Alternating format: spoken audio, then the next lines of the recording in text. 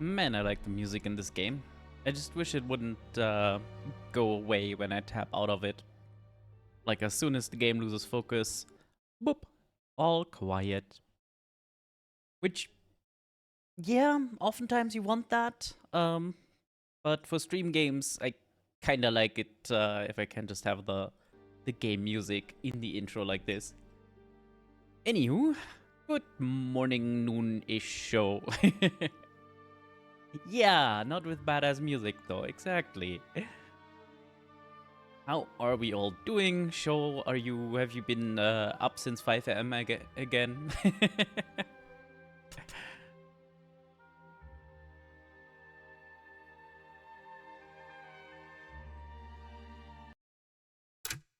So, let's hop in.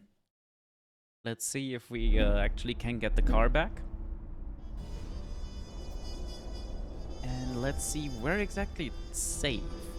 Don't even remember if I saved not this time. Well, that's good. Don't remember if I saved manually or just trusted the autosave. I guess I saved manually.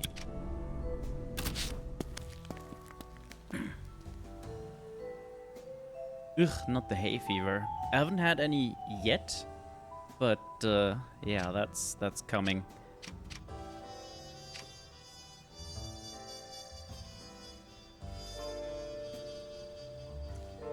I'm pretty sure I have nothing in my stash. Do I talk with her? I don't think so. I think we head out. Right, White Street.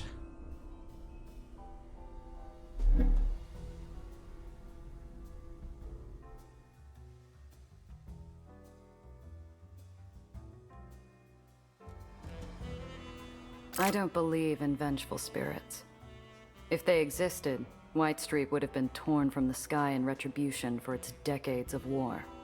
Instead, it stays floating to spite the dead, a withered shell of its former glory.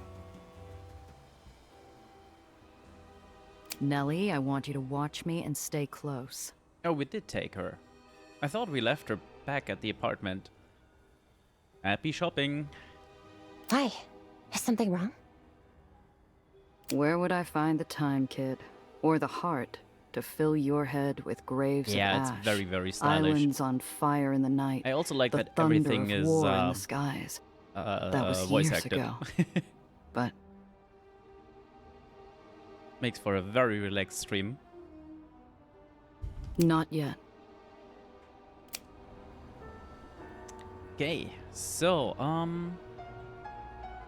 we don't necessarily want to enter the location. So where exactly is White Street?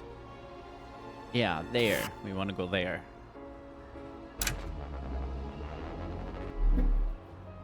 Oh boy. Halt!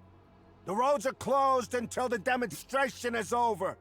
Exit your vehicle and line up for the parade. Excuse you? Oh, Gia! A parade! Let's go!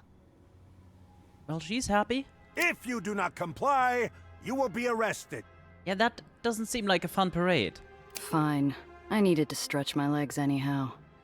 Like a dove on an updraft, the girl flutters off as soon as her heels hit the street, following the music and fanfare to the nearby parade. Hey, I said stay close! Boy, it's a good thing she isn't being hunted by an assassin, right? I haven't been to one of these since I was young. Father took me to several, but those weren't as, serious. Where are the floats? The clowns? They're just soldiers. Are all parades in the lowers like this? Oh, military parade. Got it. Just like this? No. Each baron has their own flavor of showboating to distract from how bleak life is down here. White Street's just eager to march and flash their guns around. Something big must be going on. Do you know what's happening? I'm not sure what this is, White Street has been bleeding territory, money, and men for over a decade in its wars with the surrounding barons. This should be a funeral march, not a celebration. Interesting. Easy roll, we do that in a moment. Okay, that's just the story mission, fair enough. And there were new codex entries. Yes, yes. No? I was sure this was blinking. Hang on. We've seen her. Had the cabbies and all that stuff. Heights, uppers, lowers. Ah, there we go. Every king needs a castle, I suppose.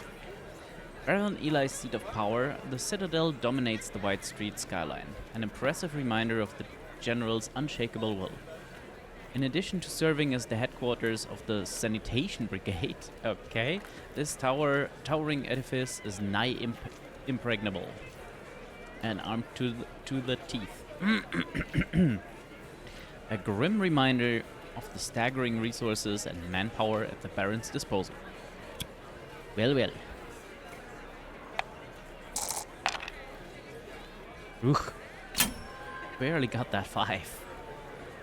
Through a hail of ticker tape, I swerve past a waving arm to get a better look at the line of soldiers. Spotless uniforms, polished guns, a show of strength that White Street hasn't been able to afford in years. When did they fill their war chest? Hey, pal, what's the occasion? The general's unveiling his new machine. Soldiers say it's going to save the lowers. Oh boy. Save the lowers? Going to take more than some new weapon to do that. Shh! You want to get us thrown in the tomb? Smile and wave. Smile and wave. He applies more plaster to his smile. I glance around. He's not the only face in the crowd straining to keep the corners of their mouth upright. The cries of support echo emptily. The banners flow without enthusiasm.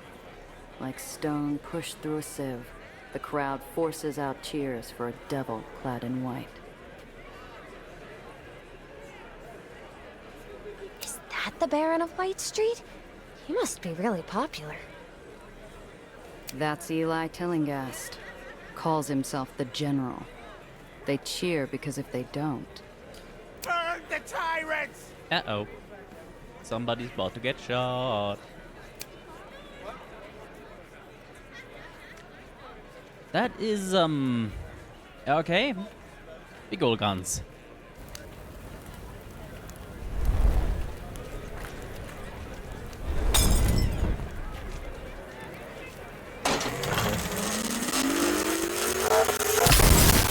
Okay.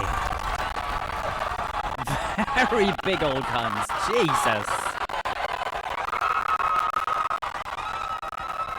One our last life was all it took to disappear a crowd.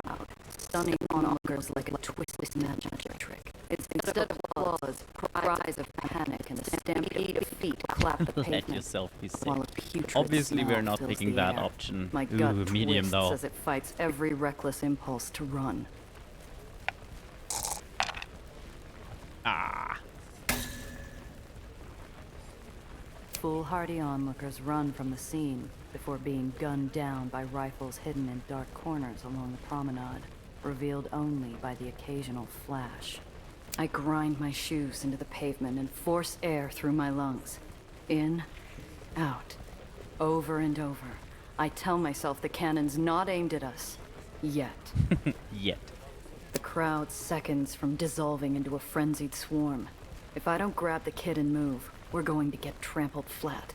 However, we're saved by an unlikely savior. We are? Hold! Oh, the general himself. The Baron of White Street stands, gloved hand extended.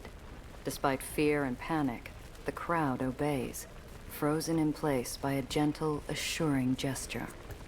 Let the procession continue. The music starts back up, and the world moves on Eli's command.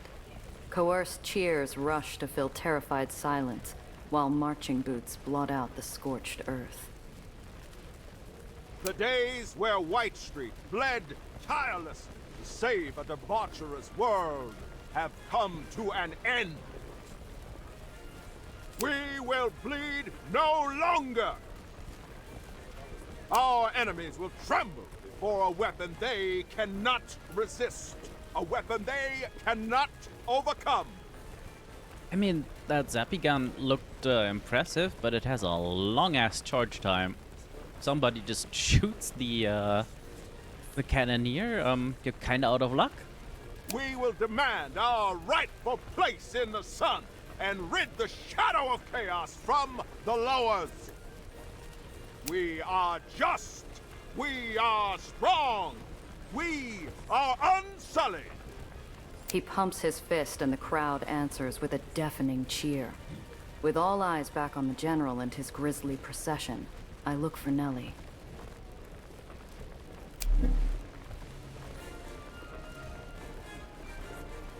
Why did she go over to the... Girl, do you have no self-preservation? Destruction like that. With weapons like these, they could reclaim everything they've lost, dragging the whole damn city back into war. God help us. Despite the carnage, the crowd's feet remain glued in place. They cheer harder, more desperate, refusing to tempt fate and its devastating new weapon.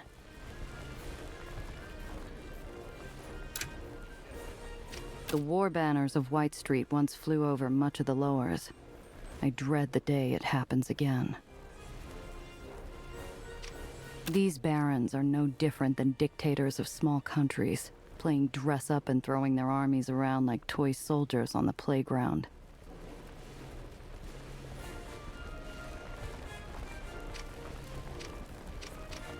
It's only a second, but I spot a glint of metal in the curve of a black brim that resembles a scarred-up bastard.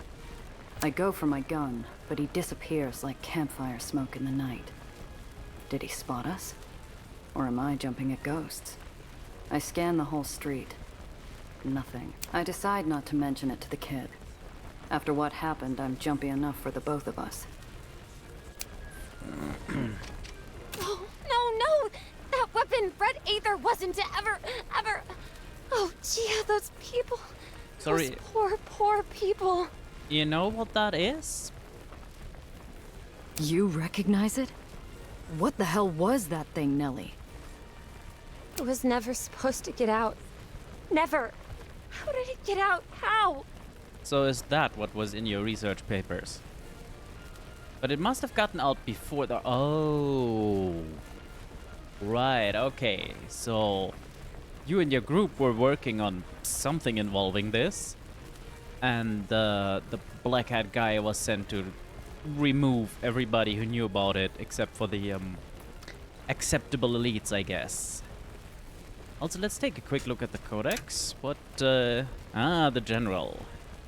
Anyone that obsessed with staying clean has got to be dirty as hell. General Eli Tillinghast, the Baron of White Street, is a master of mixing pageantry with brutality. A decorated war veteran and commander of the infamous Sanitation Brigade. It's the cleaners all over again. These ones have more stylish uniforms, though. Eli keeps an iron grip on his barony through a carefully curated cult of personality. And rumor has it he has secured a deal to get his hands on even more dangerous and powerful weaponry. A troubling development, given his reputation as a man willing to do whatever it takes to maintain power. Yeah, like annihilate an entire shop front and a group of people. She buries herself in her hands, breathing hard, wishing with every strained muscle that this nightmare would end. A part of me wants to join her. I can't stay here, Gia. We have to go. We can't. Not without attracting serious attention. You saw what happened. If we get caught sneaking out, we'll get shot. Gia, please. The kid's bloodless face moves me to glance down the procession line. The tail end's in sight, but the miserable sound from the girl has me second-guessing how long her nerves will hold. Ooh. A 9 up. Yeah, I think we're pushing first. Get a bonus here as well, and it's a much easier roll.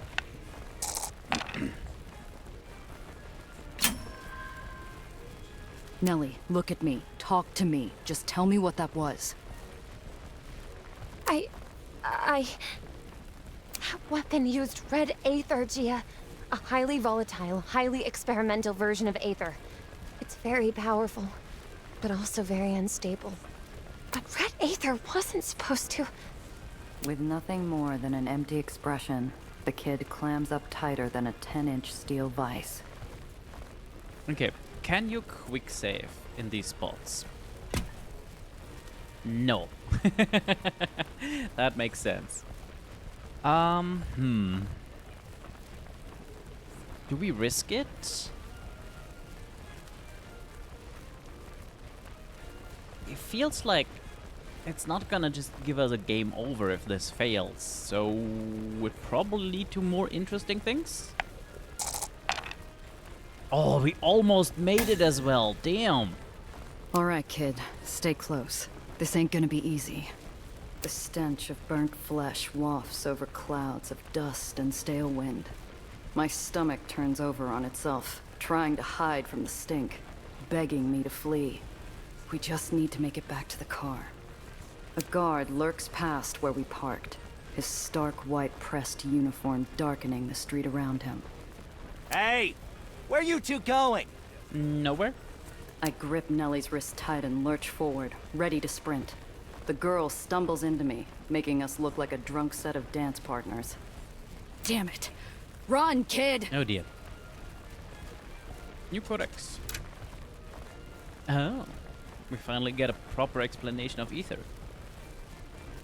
Form of electromagnetic radiation harvested from high atmosphere electricity that, when refined and processed, allows for the manipulation of gravity. Hang on, we have that. We've had that. Oh, the red ether part is new, isn't it?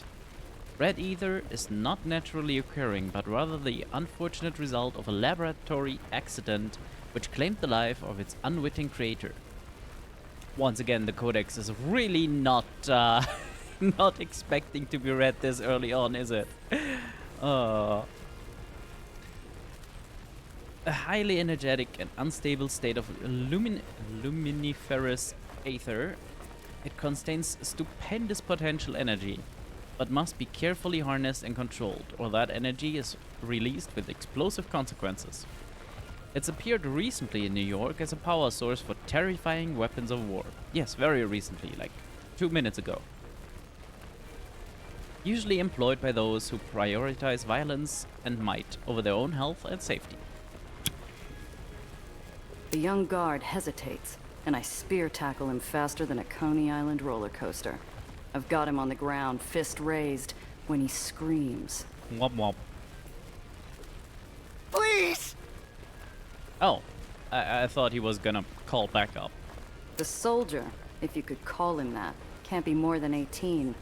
His eyes screw shut in fear, and he lifts his palms out, pleading for mercy. Ooh. The boy's face tenses in anticipation, and tears well at the corners of his eyes. He curls in on himself and whimpers like a scalded pup. Ah, hell. I never aim to kick it astray. Not going to start now. I get up and run as the pup starts barking. Reinforcements! Reinforcements! Help! Hurry! I look up and see Nellie pointing wildly at a herd of stampeding White Street guards. Damn it, kid, I know. Gunfire peppers the fenders of the cars around us as I scramble in next to Nellie. So, car combat?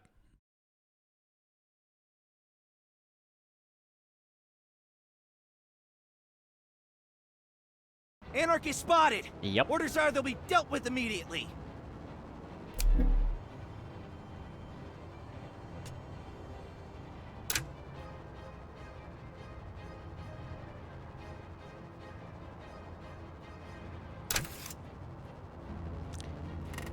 Okay, that's a civilian, civilian, enemy, enemy. And we have ramming. And pew pew out either side. Do they have? They do have different. Okay. And let's just.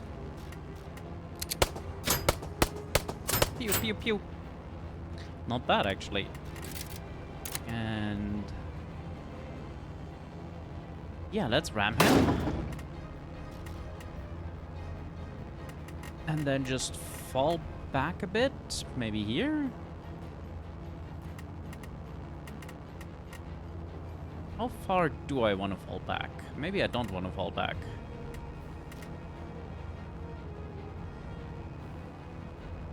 We don't have, technically we do have enough battery to shoot. We just have nothing, yeah, nothing to shoot at.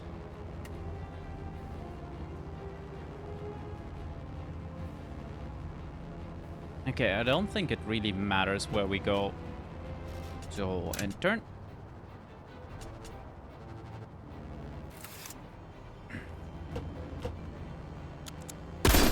Yep.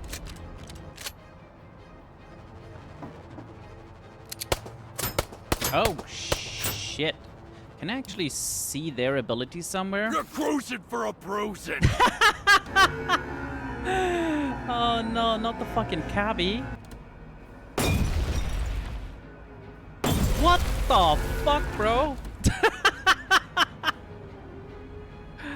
Okay, that's a bit of an issue. Yeah, we have, what's this button? Oh, that's the horn. Love it. Survive 6 rounds. Oof.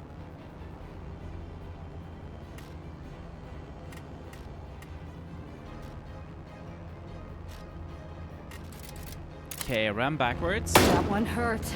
Yeah. That's the problem, isn't it? Okay, what abilities do you have? Can I see them somewhere? No, I could see them on the cabbie, but not... Oh, and now I don't have the energy anymore. Okay, let's hope.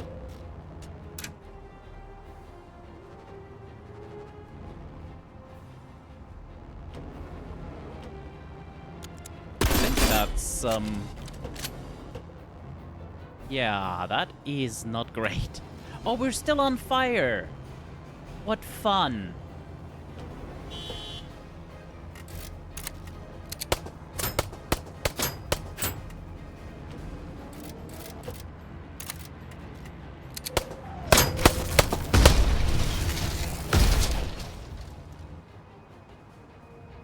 Are they gone? Yes. For now, reinforcements will show up if we don't go.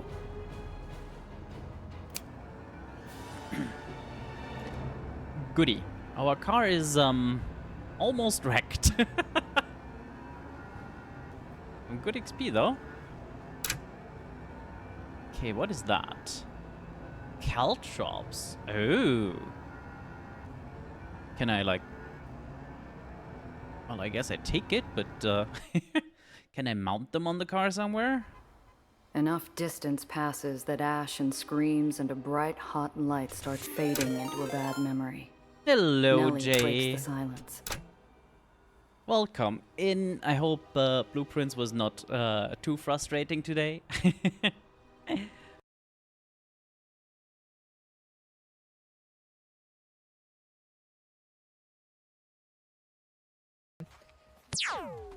Oop. Oh no. Oh no. Not two things at the same time. Not small and upside down. I can't catch fish like this. Well, at least I'm no longer small. Still upside Hey, down, that though. is great. I'm sure you figure out something to do next.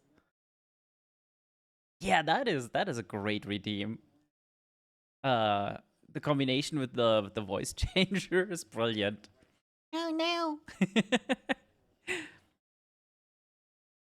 no. Welcome in, Raiders. We've just had our first out-of-tutorial combat, I would call it, and didn't get away with much, as you can see. It was pretty dang close, so now we gotta figure out where to find a repair shop to fix our very, very broken, bruised, and also slightly on fire car. Is White Street always this awful? Often enough. White Street's never shied away from putting down opposition with violence. Never heard of them using a weapon like that, though. We lived, yes, for now. Interestingly, the cabbie we pissed off last week came by and just, you know, threw a Molotov at us mid-combat, which didn't help things. But those were their people. He's supposed to be the Baron. Isn't he supposed to listen to their concerns? What about due process? Oh yes, we just we got into combat because we illegally fled attending a military parade where the local Baron showed off their newest weapon on some protesters. Safe traffic first, yes. Definitely very safe traffic. Look, kid. It might work that way upstairs, but not here. The only word that matters down here is the Barons, and in White Street, the chain of command's everything. If Eli says we're going to war, you either fall in line, or you're an enemy. One might have been bad, but the others were simply calling for peace. Where's the harm in that? White Street tried the whole peace thing a few years ago. Someone blew them to bits during peace talks. That's not something they'll ever forget. Hoo boy.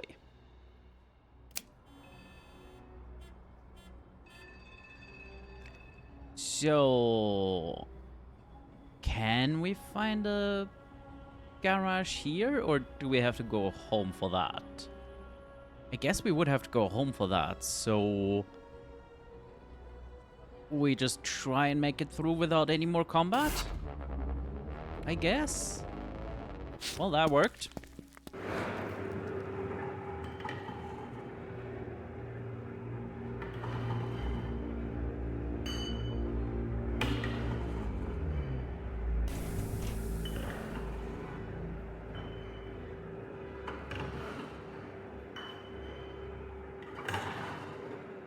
It's around here somewhere, hidden.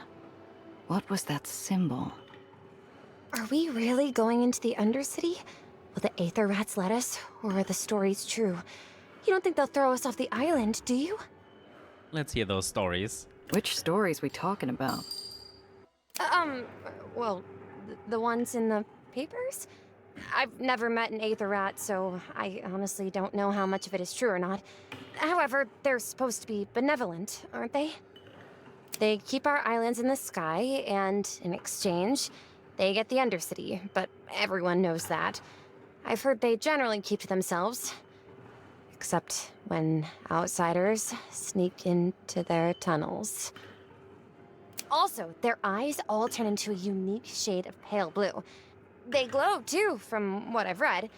Like Aether. There are journals that theorize why, but nothing concrete. Or always pleasant. Madonna. The kid's understanding is as accurate as a stained mirror. Better clear things up before we go in. Look, you can't rely on the stories you read in the papers. You want to avoid getting grounded? Don't call them Aether Rats. They're Aethaniers, and they're good people. I'm guessing you've never met one? No. I think she actually said so, didn't she? No. There were rules. We weren't really supposed to interact with them. Or see them. They don't want to be seen down here either. Too many people can't stand the idea that an island floats or sinks on the whim of an Aethanier. Figure a good rat is a scared rat. They've done it before, haven't they? I've read of islands crashing because of Aether repulsor failure that could only be possible by sabotage. Ooh. And blow themselves up out of spite? No island falls without a Baron behind it and a list of dead Aethaniers trying to stop it.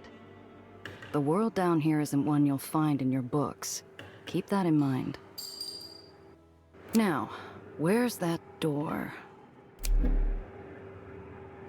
White Street lowers. Okay. Not much to see here. Among the fleet of crates, Oh, that I is the spy door. one Oops. out of step. Whoever had nailed this one shut had done a hack job, leaving behind a wobbly lid and a crack just big enough for a finger. Okay, we're gonna do that in a moment. Careful strokes of paint form an innocuous symbol of a rat paw matching the sketch Cress gave me. This is the right place. Oh, and then you can, okay, could I please go back first? No? Shopping for trouble? Or just sightseeing real close? Jeepers! Gia? A pauper. One of the murderous specters slithering freely through every pipe, waiting to brutalize passers-by. If you listen to the stories. Scary as he is, he's more sentinel than specter. Looking for you, actually.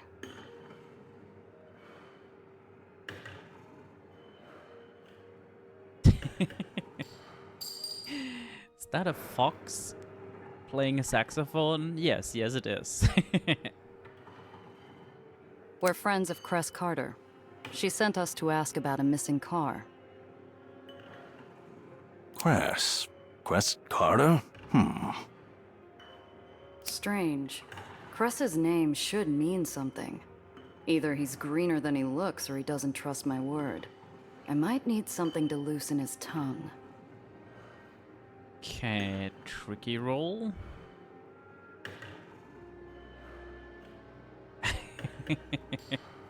Name's Gia Randazzo. Who are you if you don't know Cress Carter? Well, get on it.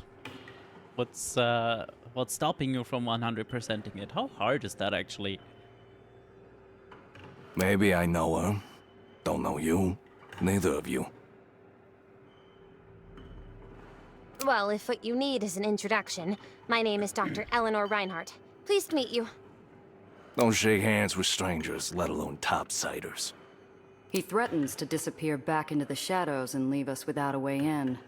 But then he pauses. Doctor? What type of doctor? Oh, theoretical aethonics. Now, I don't have the experience one of you Aethoniers have with the practical side, but I do know my way around an Aether core. I was actually hoping I could find out a little more about maintenance techniques down here. You know anything about hydraulic engineering?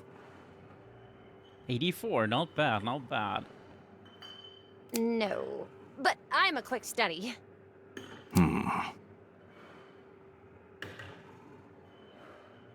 Okay, let's see about We're not looking for trouble. Like I said, just need info.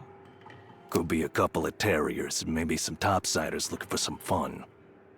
Just look at her. And if either of us were terriers, you and I both know this conversation would have gone very differently. I'm guessing terriers are called terriers because they hunt aether rats. You're right, she doesn't. Too shiny. Looking to see how the other half live, eh, sweetheart? I beg your pardon. I'm not a terrier, whatever those are, and I am not some tourist. A terrier, sweetheart. Are the ugly bastards who keep us Aethoniers in line. That's how I got these. Those are some interesting scars, tattoos, combination. Every slip-up and slowdown adds to the contract, and I mark each one so they don't get from me a second more. Oh. There's so many. I'll be paying off my time till the day I die, and hopefully not a moment longer. Welcome in, Starman Orion. You're having a problem with your water supply? War's changed priorities for the Undercity. Water's being rerouted, and there's not enough of the good stuff to go around. Is it a filtration issue? Something pressure related? Or does it have to do with the temperature regulation? Don't know. Sounds like you might know a thing or two, though. The pauper sinks deep into thought. we might as well be having a conversation with a statue. Friends with Cress Carter, huh? All right. The armed shadow stares blankly towards us, his pale blue glass eyes casting unknown intent at me and the kid before pounding the space behind him. And watch yourself.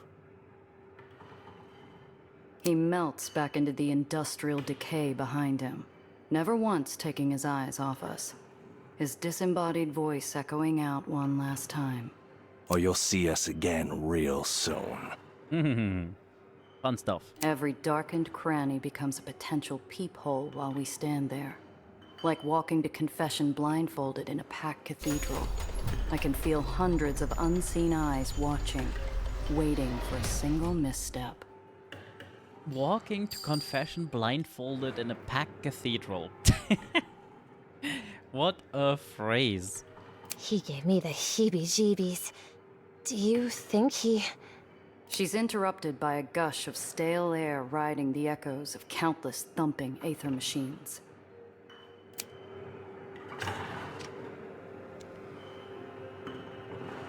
I think we missed out on whatever that crate was. Damn it. No. No, he did not. Welcome back, show. The Aether&Iron. Don't let the eyes fool you. They're more human than anyone. The most dangerous and thankless job in the city is also undeniably the most important. The constant maintenance and repair of the machinery that keeps the city floating. This task falls to the Aether&Iron, short for Aether Engineers, a literal underclass whose profession and cultural identity are one and the same. Prolonged exposure to the Aether runoffs causes their glowing blue-tinted eyes, which is but one of many daily hazards they face. Thanks to their isolation, their dangerous dirty work, and their unusual appearance, they are often stereotyped as Aether rats, sickly and unclean second-class citizens who don't mix with proper society. Topsiders? Why are you here? Hurry, out with it, we're busy. Lexi, shh. If Harold let them through. Harold's been wrong before. Hello, I'm Maria. This is my husband, Alexander. Hello, nice to meet you. I'm Nellie. This is Gia. We're not here to bother you while you work on... Oh, is that part of an Aether substructure power converter? I've always wondered about the older infrastructure. Oh, Nelly. Nelly, that's not why we're... Right. Gia's friend, Cress, she's an Aether&Iron also. She sent us here because we need your help to find this car of ours that has some important stuff hidden away inside. Too desperate, too vulnerable. I lob a cough towards Nelly, hoping she'd quit her rambling so I could get a word in. Hello, Iron. Cress sent you? That girl. Fine, let's hear it. You and Cress close. We're Aether rats. We're all related. One big happy family. One big happy family, yes. Lexi, don't be an ass. They're Cress's friends. At least be nice for her sake. She's running around with all these topsiders causing trouble. And now she risks the three of us. She should know better. It's a subtle movement. Alexander sends an involuntary glance towards Maria's abdomen before matching my eyes. I couldn't be sure if he was angrier that I caught him, or that he slipped something so personal. A 35 Chimera, dumped recently. Have you seen anything? Alexander breaks his scowl with an impish eye and a cracked smile. He knows exactly what we want, and he is going to wring us dry for it. Maybe. We'll need something in return, though. Harold says you know hydraulic engineering. Is this true? Can you create substitute filtration parts? With the right equipment and a blueprint, maybe? I don't have any on hand, though. I'd also need time to formulate possible solutions. Maybes are not enough. We need working parts, now. Oof. Also, Iron, do you see that? Yeah, so, we got into trouble and that bloody cabbie from last week swung by and threw a Molotov at us. Isn't that fun? Eli's new war means that all non-essential requisitions are delayed. That includes water filtration equipment for the Undercity. Now, our water is becoming Aether-tainted. We can't afford any more of us getting sick. Eli's terriers are already forcing longer and longer shifts to compensate for the fewer numbers. That's terrible. Of course we'll help. We'll get you everything you need. How do we... Well, because it is a lemon. Like, that's just a word for a really shitty car. Hang on a sec. Before we agree to anything, I need to know what we're getting into. How much is this info going to cost me? Water filtration parts, new ones. 1 or 2 crates should do the trick. The more the better. How'd any part of White Street lose out on clean water? I thought that's all Eli cared about, aside from his wars. Oh yeah, we also learned that White Street is essentially the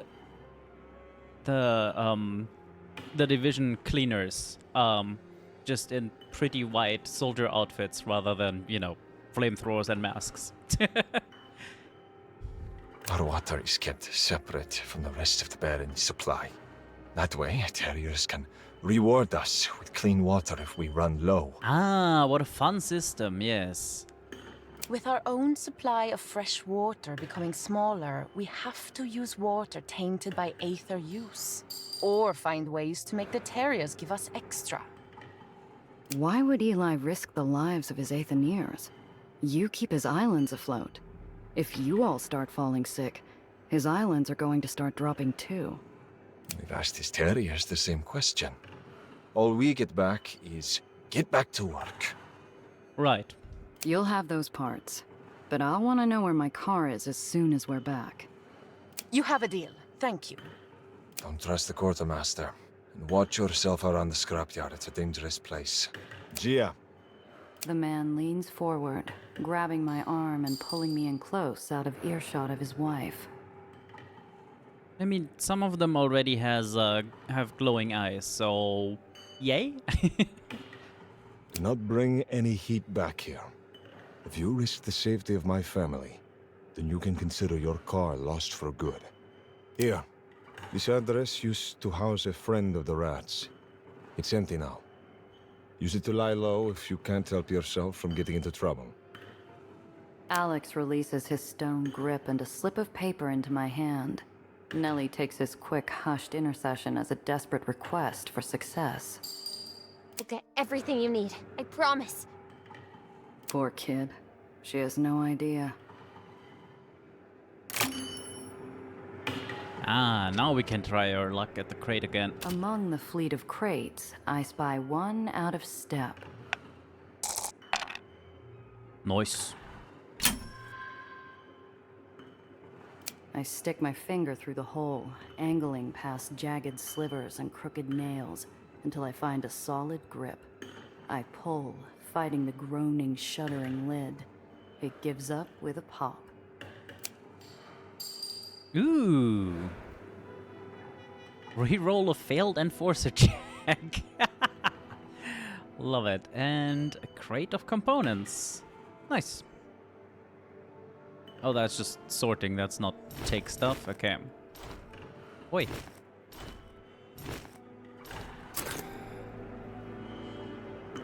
Okay. Anything more to see here? No.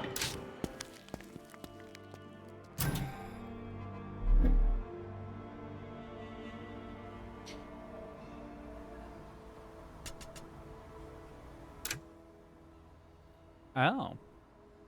Neat.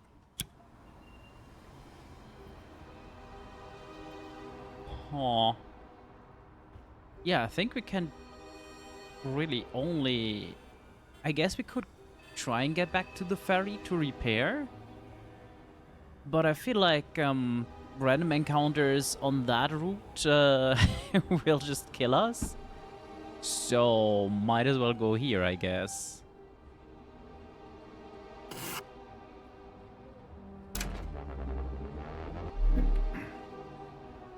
We're or stopped at a checkpoint manned by White Street officers whose sneers are tighter than Oh their boy. uniforms.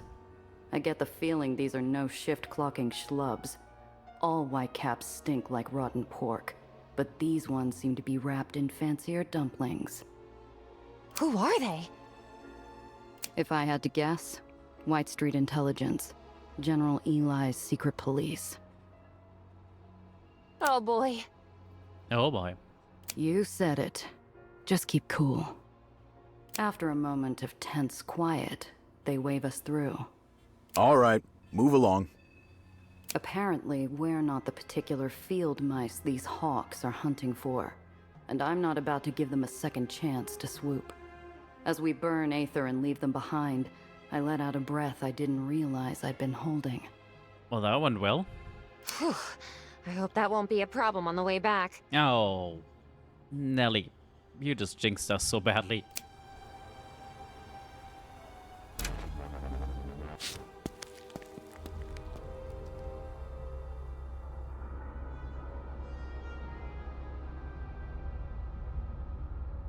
If the lifeblood of White Street is industrial refuse, then the scrapyard is its beating heart.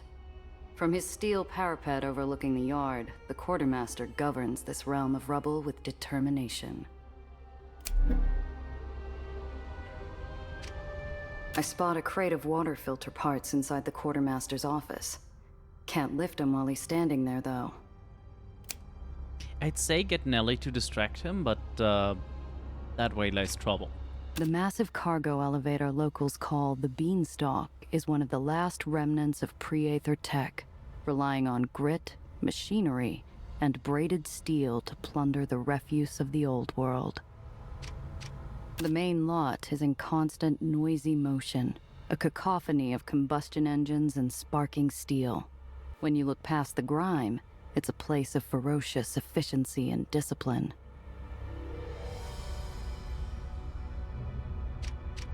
The quartermaster is a decorated veteran and displays his war memorabilia with pride. Strikes me as odd.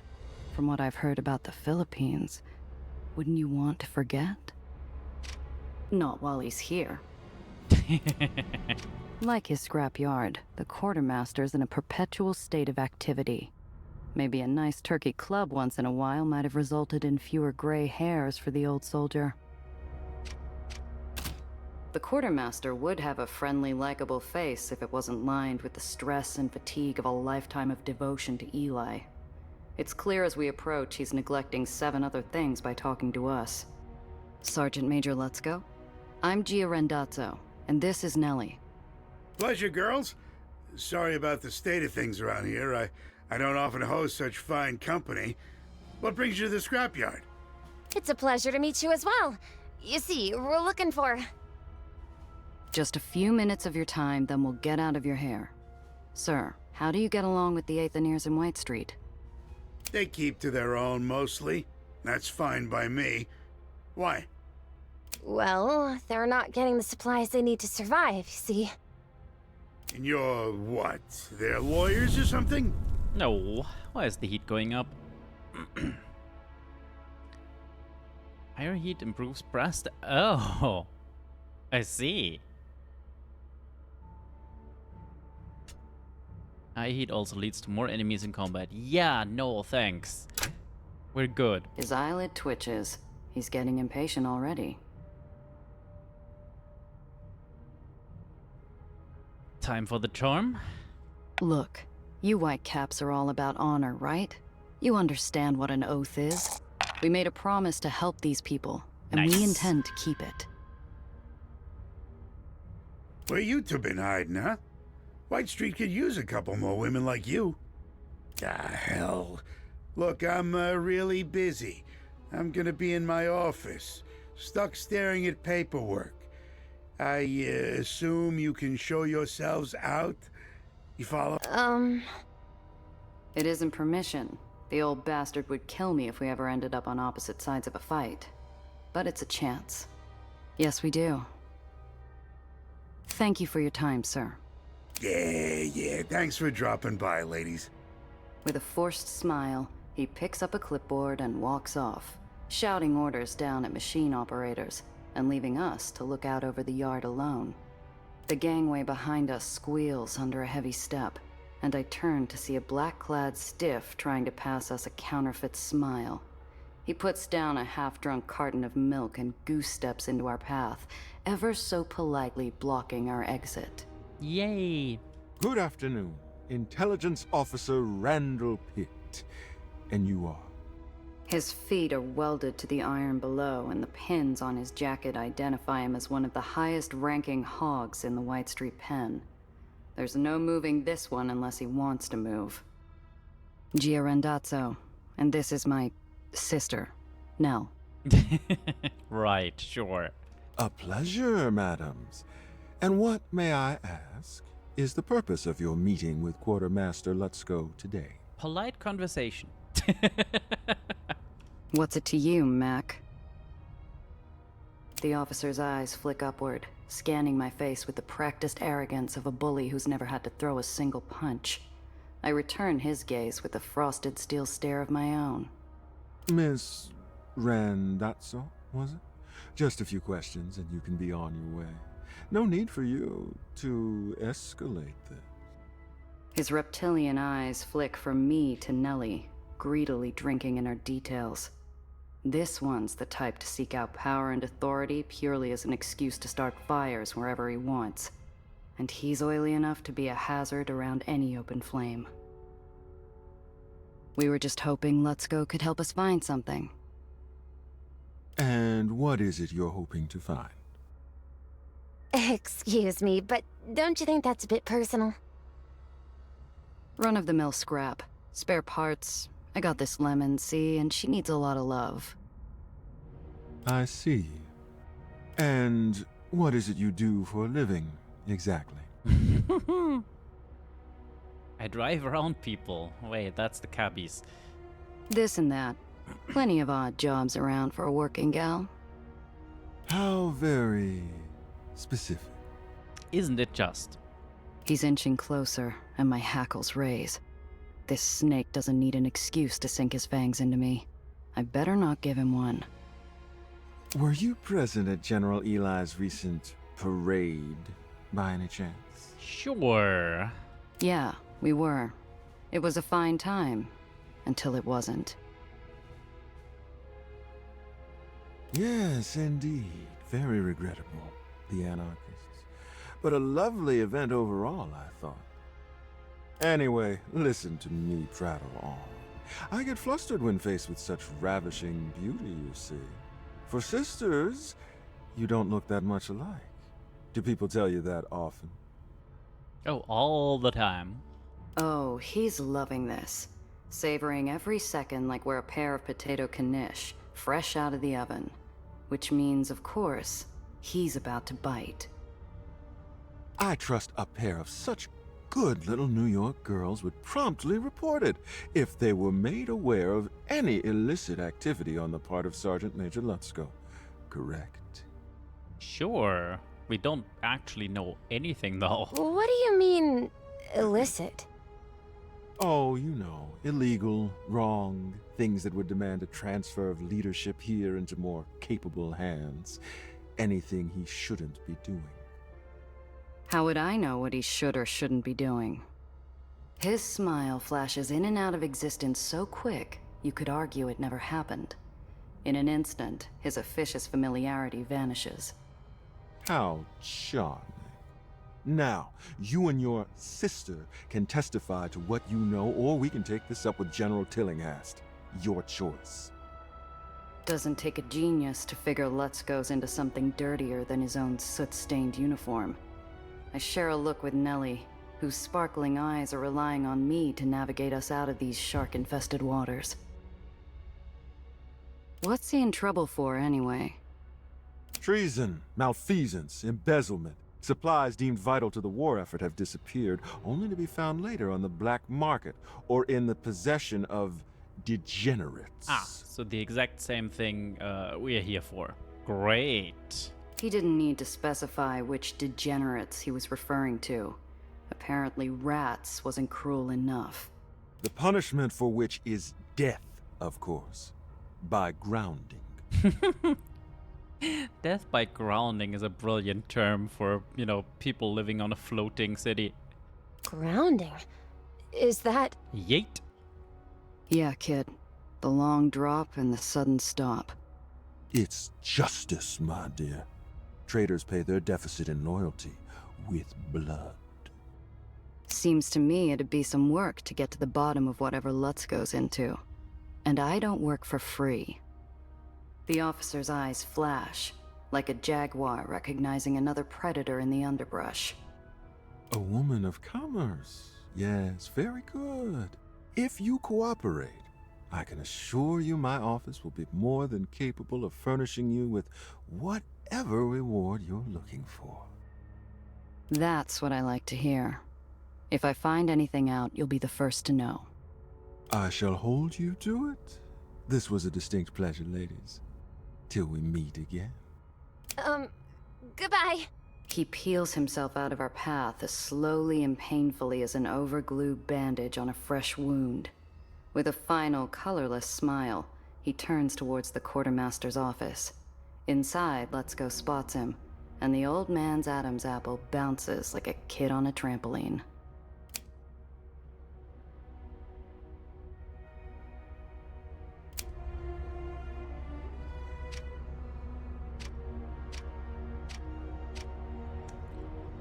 Right. I was kind of hoping we could lure him out here somehow. Is there anything more that we haven't looked at? No, just Nelly. I don't think I like that Officer Pitt very much. Yeah, no. That's only because you've got working eyes and ears. Stay away from him, all right? You don't have to tell me twice. Still, seems to me we've got options. We do? Well, whether we play it the quartermaster's way, or throw him under Pitt's repulsors, you and I still come out with the parts for Alexander and Maria. I see. But what'll happen to the scrapyard if the quartermaster's arrested by White Street Intelligence? You never know. Let's Go seems all right, but he's not exactly running a tight ship here. With someone like Pitt in charge, the Aether&Iron might get more reliable supplies. But then the restrictions imposed on them may get even worse. Boy, there aren't any easy answers in the lowers, are there? There really aren't.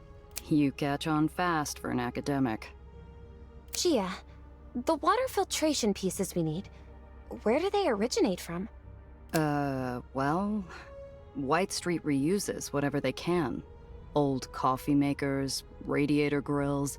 If you can find it down in the burrows, then you pile it onto the beanstalk and it gets carted up here.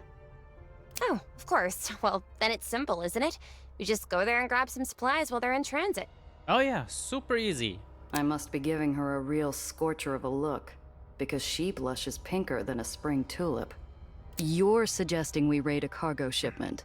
You're suggesting we steal something? Well, it's a solution, isn't it? I'm trying to get into the lower spirit.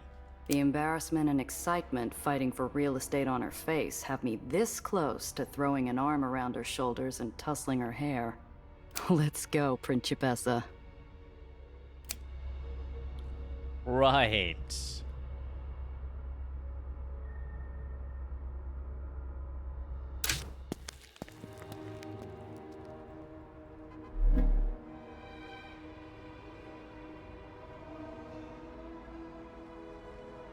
Well, down we go, I guess.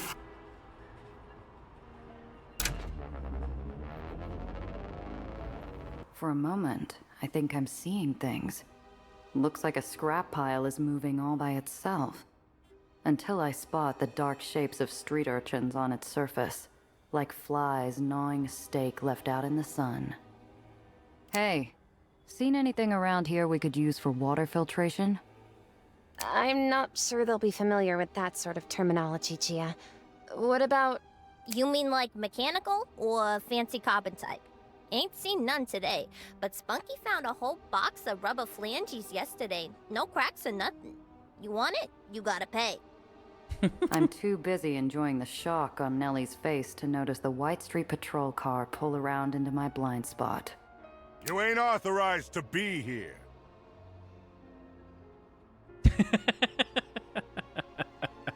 Fuck it, we try. This is how these kids make their living. But it's also how I make mine. Nope. I'll feel guilty about it later. I hit the accelerator, gunning straight for the scrap heap. The street kids scatter, but one of them trips and falls. I jerk the wheel to avoid her. And ram straight into the White Street Militia's rear fender, sending them spinning. Brilliant. Oh, I'm gonna enjoy this. So now we start combat with 2 HP, huh? This area and everything in it is property of the White Street Sanitation Brigade.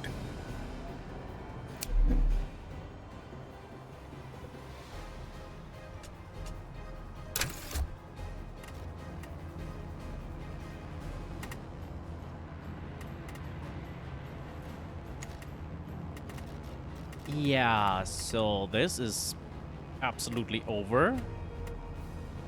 Might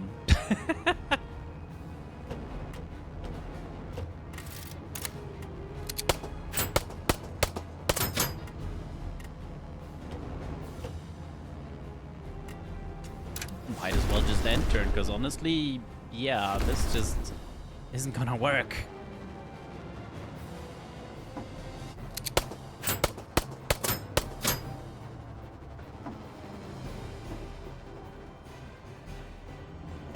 Yeah, pretty much, Jay. Pretty much. Be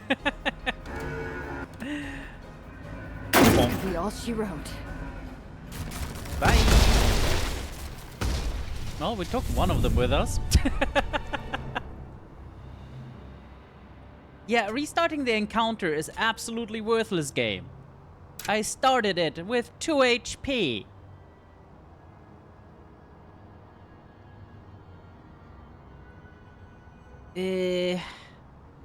Not a big fan of the system so far. Solid 2 out of 10 performance. Yeah. Yeah, so now we just do this all over. Brilliant. I guess this time we go to the fucking repair station first, yes?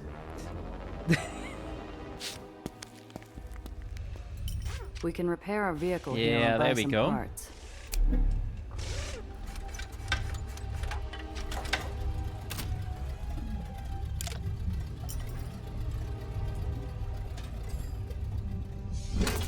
Much better.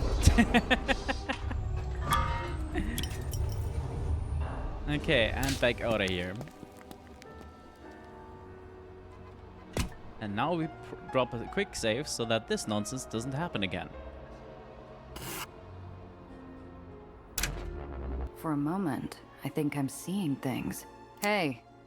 I'm not... You mean like mechanic? I'm too busy. You ain't authorized to be here. This is how these kids make their living. But it's also how I make mine. Of course, this time it I'll feel works and we guilty don't about get it into later. combat. How else would it happen? I hit the accelerator, gunning straight for the scrap heap. The street kids scatter and I lean my arm out the window to grab the part we need as we zip past. Hey! The militiamen are either too slow or too bored to try and catch us. As we speed off, Nellie shoots me an arched eyebrow.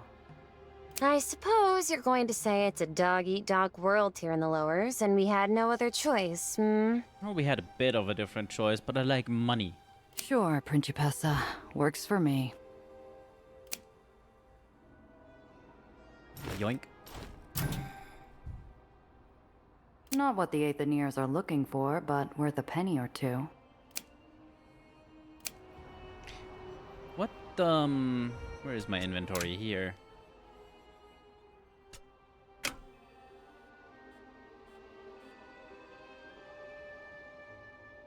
Ah, this can be sold. Can I move that to my pockets?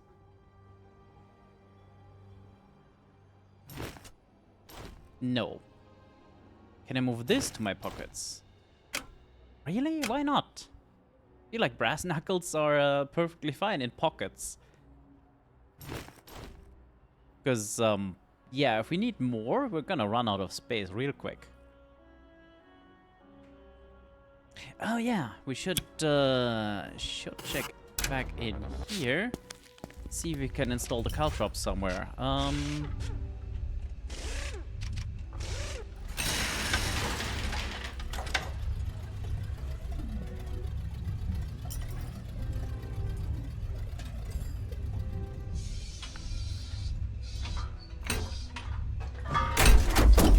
Excellent.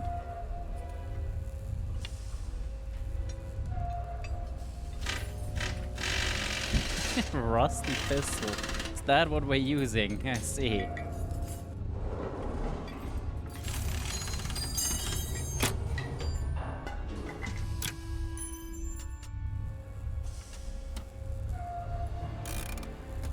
Oh, it makes us heavier?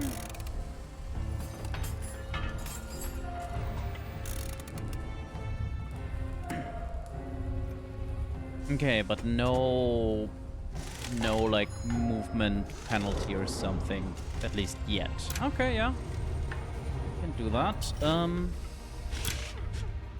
we do anything else while we're here? Can we sell stuff while we're here?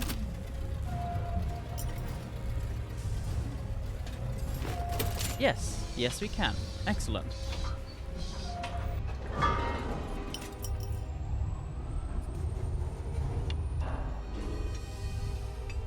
You know, I would buy shit,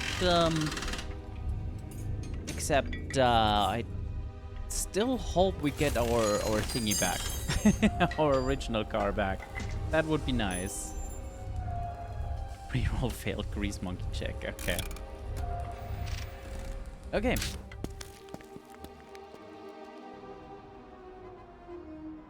Yeah, Jay, I think one of the options was indeed permadeath, which... Yikes.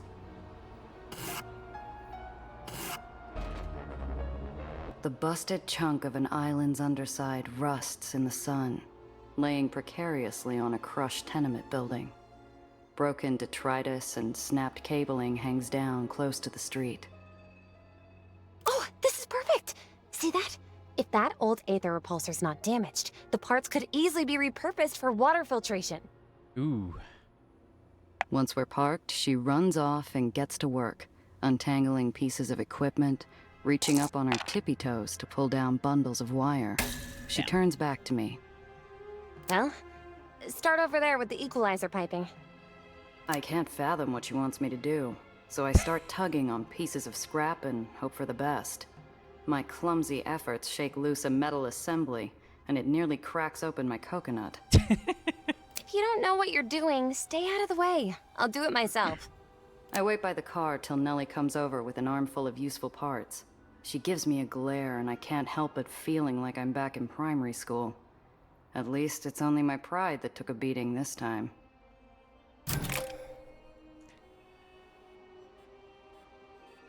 There's no mistaking the throaty grumble of a scrapper rig on the prowl, all sizzling oil and sparking ozone. Many scrappers are perfectly decent people just trying to survive. I can tell without looking that ain't the case with this one. Yeah, I suppose so. That can be fun sometimes, but especially in what I'm assuming is a bit more lengthy game like this, and a story-driven one as well. I don't know. Couple of floaters all alone, eh? Easy pickings. More combat? Hey, we staked our claim on this scrap. Too bad. Finders keepers, pal.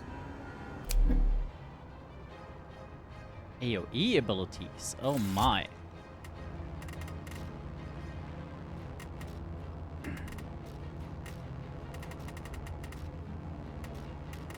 Okay, how does the caltrop stuff work? It's just directly behind us.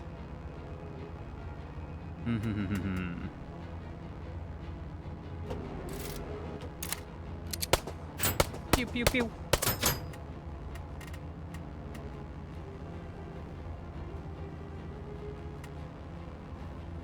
That would eat up all of our remaining energy.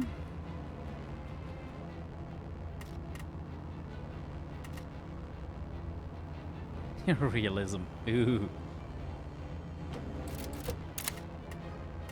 Oh, it. Oh. Well, shit, I should not have done that turn. Can I undo my turn? I cannot. That is a little frustrating.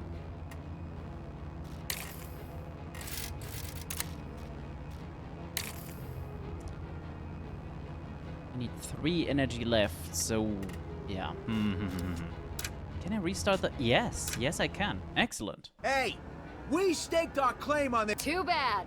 Find it. Okay.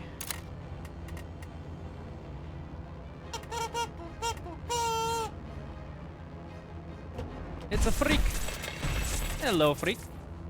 And thank you very much. 26 months. A little bit over a year, or maybe even 2. Right. So the caltrops just kinda spread, I see. Okay, so we probably want to just shoot we first. staked our claim on the... Too bad.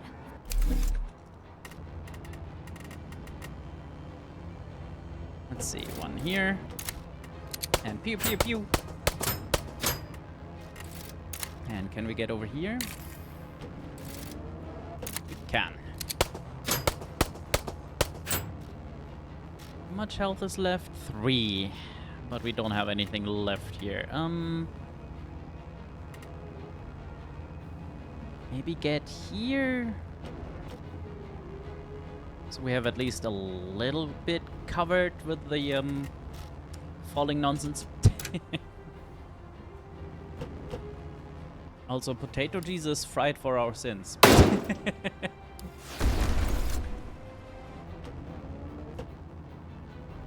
What is that? Road change. Oh no. The road is getting smaller, huh? A route? Oh, the ramming buffs you back a bit as well. That's nice. Okay. Oh shit, that eats all of my energy. Oh, that was not smart. Oh well.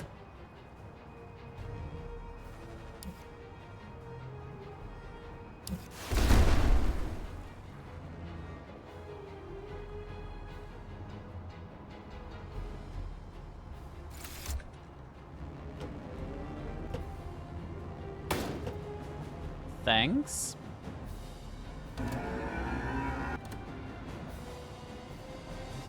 Well, that was a move, certainly.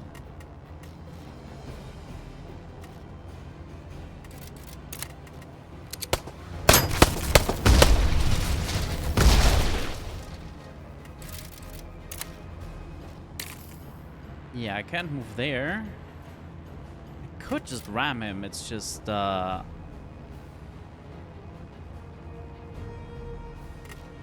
Actually, if I move here and shoot him, the combat is over, right? Yes. Excellent. Don't need to worry about falling parts now. You all right? Yes, I'm okay. Thank you.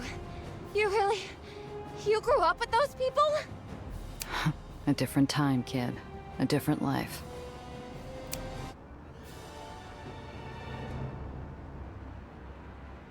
Now the problem is we essentially need to repair again. Which, small storage compartment, how nice. We did get some scrap metal. Hopefully it's enough.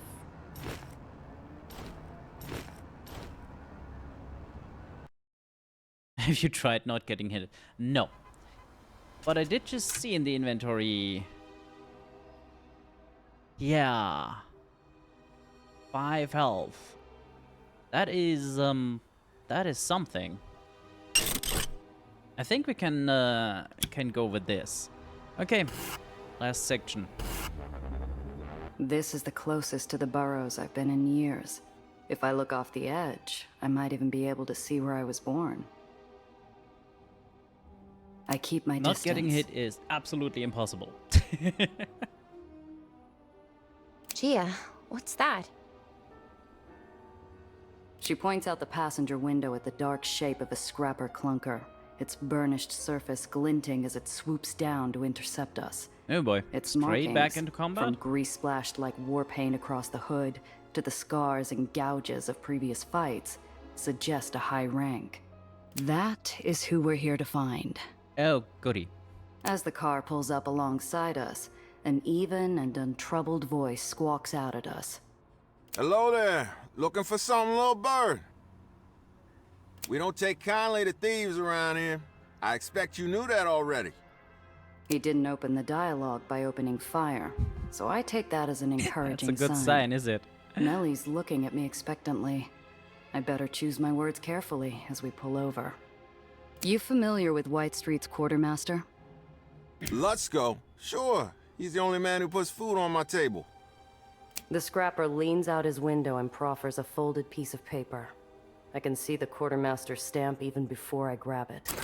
It's a personal letter, promising pay for extra security for Let's Go's goods as they travel the beanstalk. That's quite the arrangement you've got yourself. Wish my family'd been that lucky. You from the boroughs? Siltside, long time ago. Had to find a different way out. Siltside? Couldn't be. Nobody comes out of there in one piece. Who says I'm in one piece? The rolling rumble of his laugh matches the cadence of his engine. Mind if I keep this? Could come in handy. Sure, I've got more at home.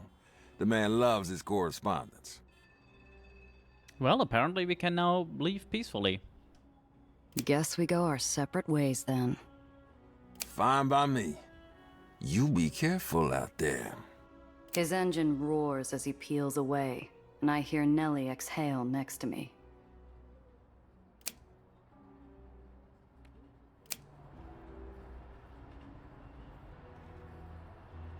Right. Back up we go. Yay. Intelligence officers swarm every path out of the scrapyard. Not them again. Their black uniforms dotting the landscape like spots on a coal-black Dalmatian. There's so many, Gia! There's no getting through that without staining that dress of yours. We'll have to go back to Pitt if we want out of here alive. When we pull up to the quartermaster's office, there's a troop of secret police attending Let's Go and Pitt inside. Neither one looks pleased to be sharing the same air with the other. Oh boy. I suppose this is what they call the moment of truth? You suppose right. How do you want to play it? She looks surprised, as though she didn't expect me to source an opinion. You want to learn how things work in the lowers, Doctor? There's the tough choice and the tougher choice. So choose. Well, as I said, I'm not exactly well-versed in White Street military politics, and I've only gathered minimal data on the relevant parties so far. There are other considerations, too, like... No, you're overthinking it. What does your gut tell you? It tells me we should help the quartermaster, even if times are tough for Alexander and Maria. I can't see them improving if that pitman takes control here. She's not wrong, but she doesn't know the kind of suffering a man like Let's Go can cause, even if he means well. She's never lived a life where you can happily choose a pit, knowing at least there'll be food on your table. No easy way out. There never is. I open the door to the office, and the Whitecaps look up expectantly. Yeah, so throwing Let's Go under the bus right now seems a lot easier and a safer option for us. Which is very troubling, because, yeah, not a big fan of helping fascists. You're back. I was just... Ah, the Randazzo sisters. How very good to see you again.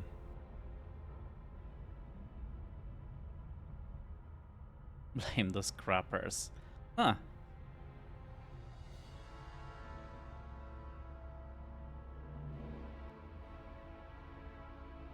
See, like, this feels like it should be entirely foolproof. But we have almost the same shot at this. So... yeah, let's try that.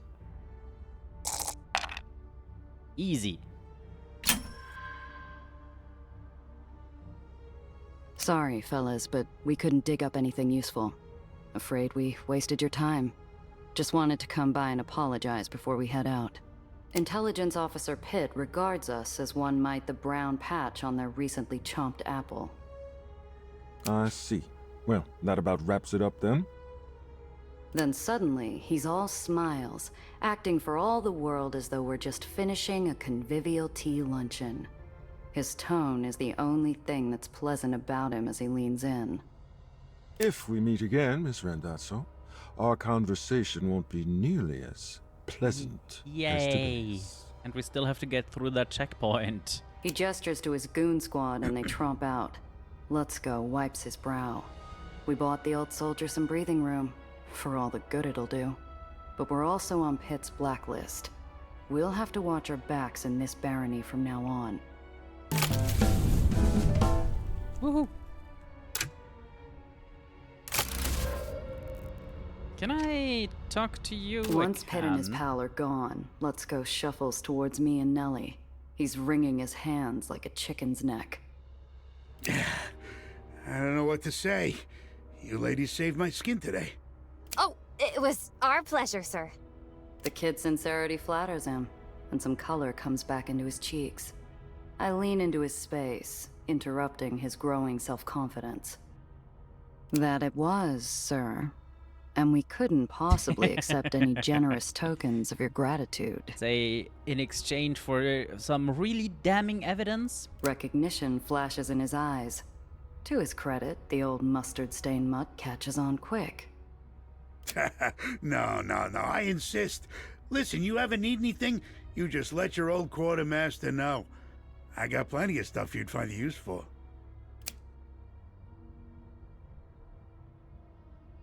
Okay, crate of cigars is not what I had in mind.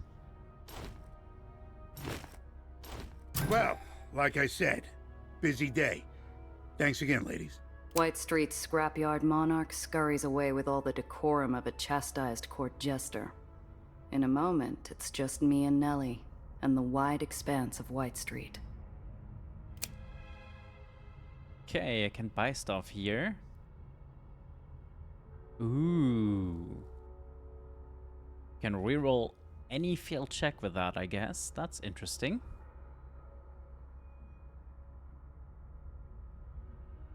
Stores 8 health, not bad. Oh, those cigars are illegal. Interesting. I can just sell him his cigars back. That's quite something. I'm tempted to sell him his cigars back and buy these for, well, relatively little.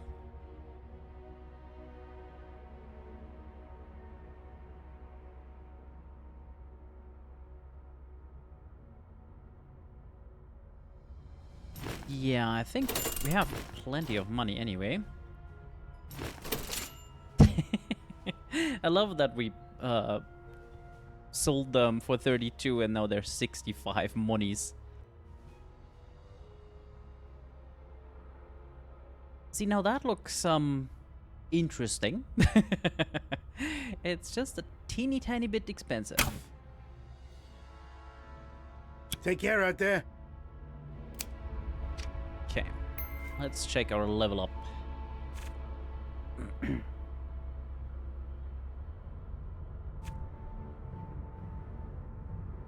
I'm not sure how jumping works, but it's interesting, which is one of the reasons why we put points into this, right? But like, this is also very good.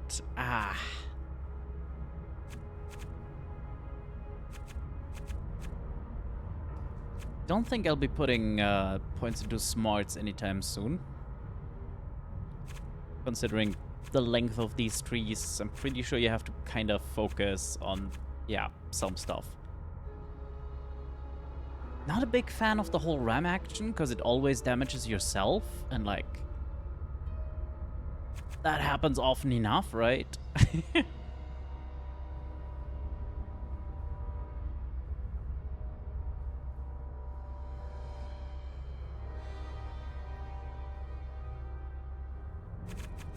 This was also interesting, yeah.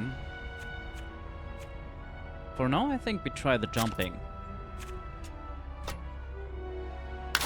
Let's see where that goes. Don't say up in the air.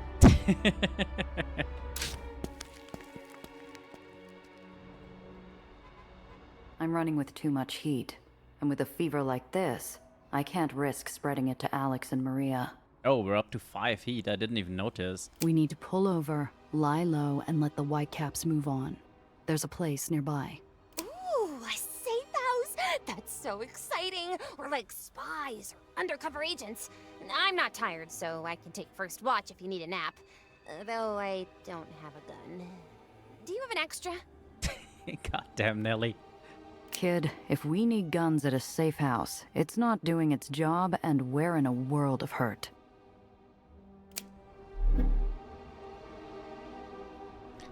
So this is the safe house. Okay. Conveniently You before read the my checkpoint. mind, That's kid. nice. It's a grubby ground floor room in an abandoned tenement. The building's ghosts peer out at us from the woodwork. I see Nellie dodge a shattered light fixture, tiptoeing around the glass shards. This is the place? You were expecting the Ritz? It's quiet, kid. That's what counts. So how much heat are we reducing here? The minutes bleed together as the lights outside trace an Oh, arc all of across it. the floor. Nice. Sure, might as well poke around for something. Yeah. Let's not. Is it safe now? Can we leave? Yeah. Drink it in, kid. We won't be seeing this place again. Randall Pitt. The General's secret police, huh? Thought it smelled like bacon in here. The head of Sanitation Brigade Intelligence is a ruthless operator who gleefully wields the power of his office, allowing him to exert tyrannical control over any and all who might be considered to be stepping outside the General's prescribed lines. His mask of polite protocol affords him plausible deniability that he's doing anything other than exacting justice for the betterment of White Street, if only to himself, in the dark quiet of the night. Okay, so yeah, back we go, through the checkpoint. Checkpoint's still abuzz with angry White Street wasps, their stingers twitching in search of some flesh. Traffic grinds to a stop. Soldiers and intelligence. That was a route, you maybe search for contraband.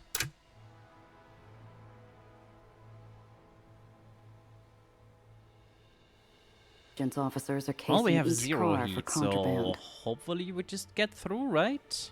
After a terse chit-chat with a few guards, liberally aided by Nellie's sweet smile, they wave us through. Open the gate. This one is free to pass. Well, that was nice and easy.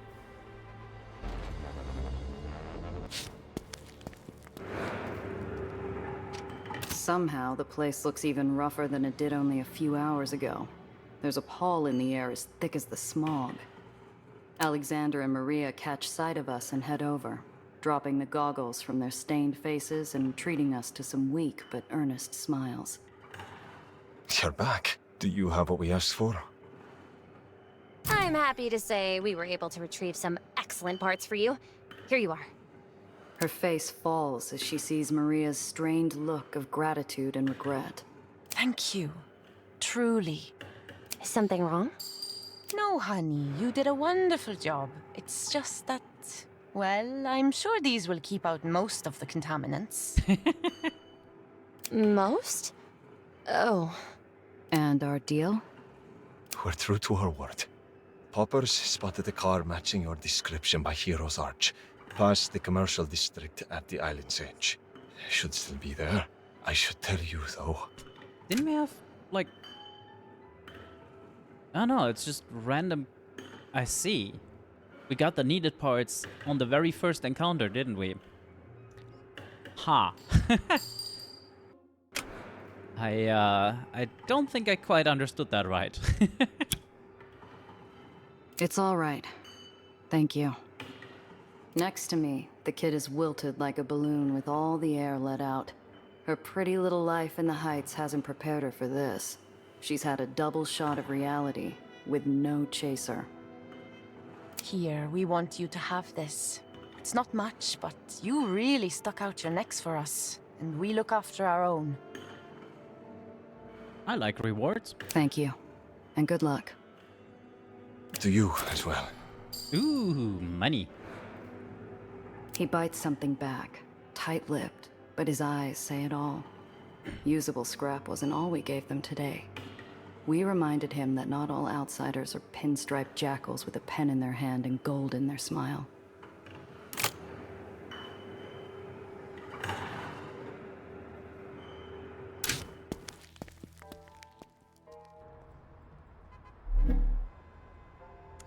Oh. The Hero's Arch, okay. I'm doing well, keeping a low profile.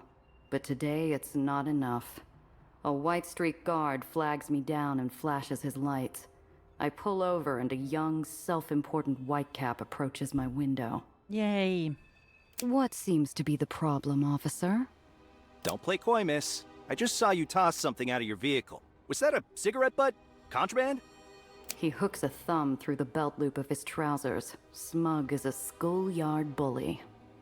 You'll have to pay the fine on this here ticket or we'll have a problem. Oh dear.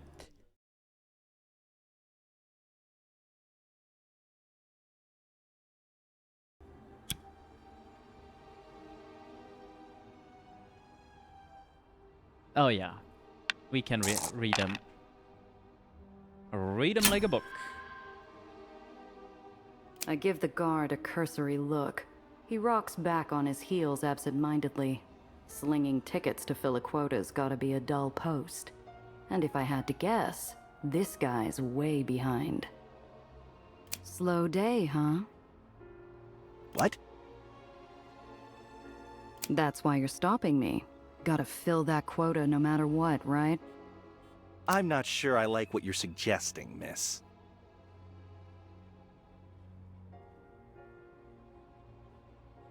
Ooh. +2 from having no heat? That's insane.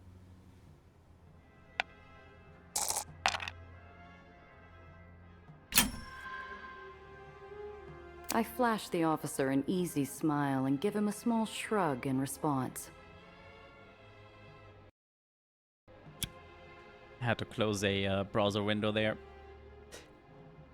I get you've got a quota, and I don't envy you for it. Bet General Eli doesn't appreciate how hard it is to hand those out when it gets quiet out here, huh? Oh, aren't we a smooth His talker? tough guy act melts in an instant, faster than ice on hot pavement. Actually, you know, never mind. You're pretty sharp, and you're not wrong. Take it from me, pal. There's still trouble out there if you're looking for it. But all the same, I'd appreciate not paying a fine for trouble I wasn't in. That's plenty fair. Sorry about the stop, miss. No harm done. The officer jogs back to his cruiser with his tail between his legs. Looks like I'm free to go.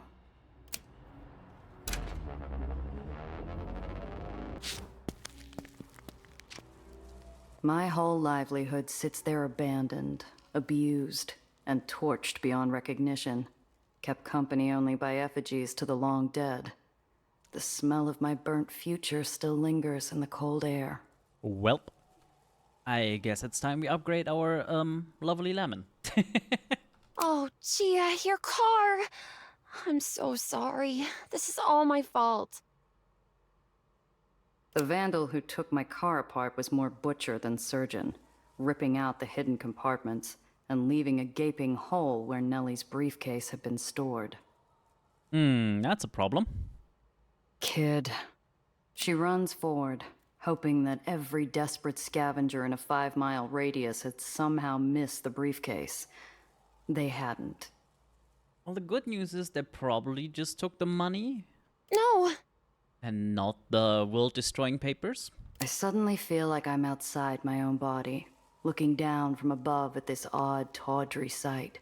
A scientist and a smuggler, hunched over the gutted corpse of a flashy import roadster. Ain't a comic panel been printed with a scene as strange as this. I nudge Nellie, motioning for her to follow me towards the edge of the island, overlooking the lowers. Yeah, it's good that the lemon hasn't exploded yet. Not even once. Right, what's there to see here? crumbled remains of White Street's last purge. In the red flash burn when I shut my eyes, and the ozone stings in my nostrils, I feel history repeating itself. Among the forgotten and decayed, I almost dismiss the rotting crate as another corpse, until a glint of light calls me. Colored glass peeks through the gaps, and not the kind you usually find in White Street. Ooh. I lift the crate. Waterlogged wood and molding straw fills my lungs. While fighting for air, I feel the bottom of the box open beneath my fingers and make a catcher's save. Safe. Crate of booze. Nice. Oh, it's oh lordy. Oi. Well, will you go in there? This is a problem. If we had installed this in the car, we would have storage to store this.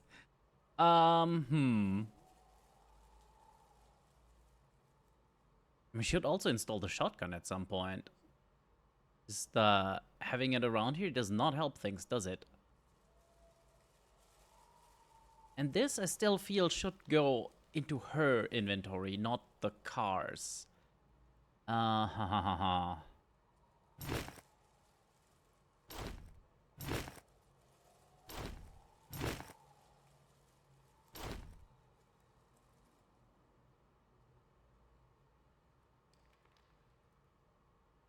I don't really want to leave that.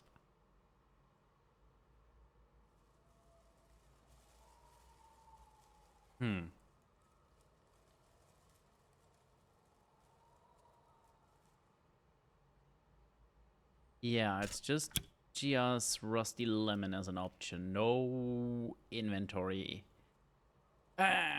Very annoying. Because, yeah, really this and this could easily go into her inventory, but apparently not. How much is this worth? 40. This probably costs 40 to buy as well. So it's kind of wash, I guess.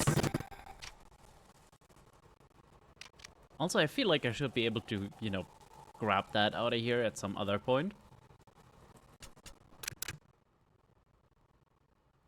Now, can I really not move anything from inventory into the pockets? No. That's so weird. You almost got us out of this hellhole, baby. Looks like I'm hitching the rest of the way.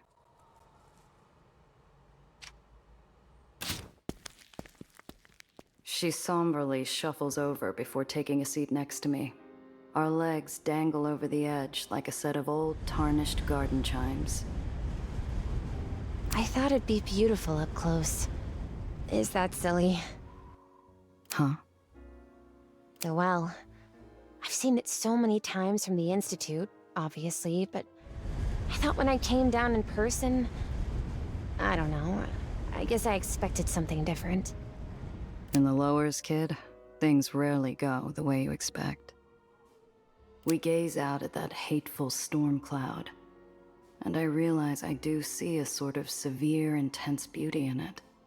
Like the ocean, maybe. Or what I imagine the ocean is like up close. What is it, anyway? Because of rain? That, shouldn't go like that.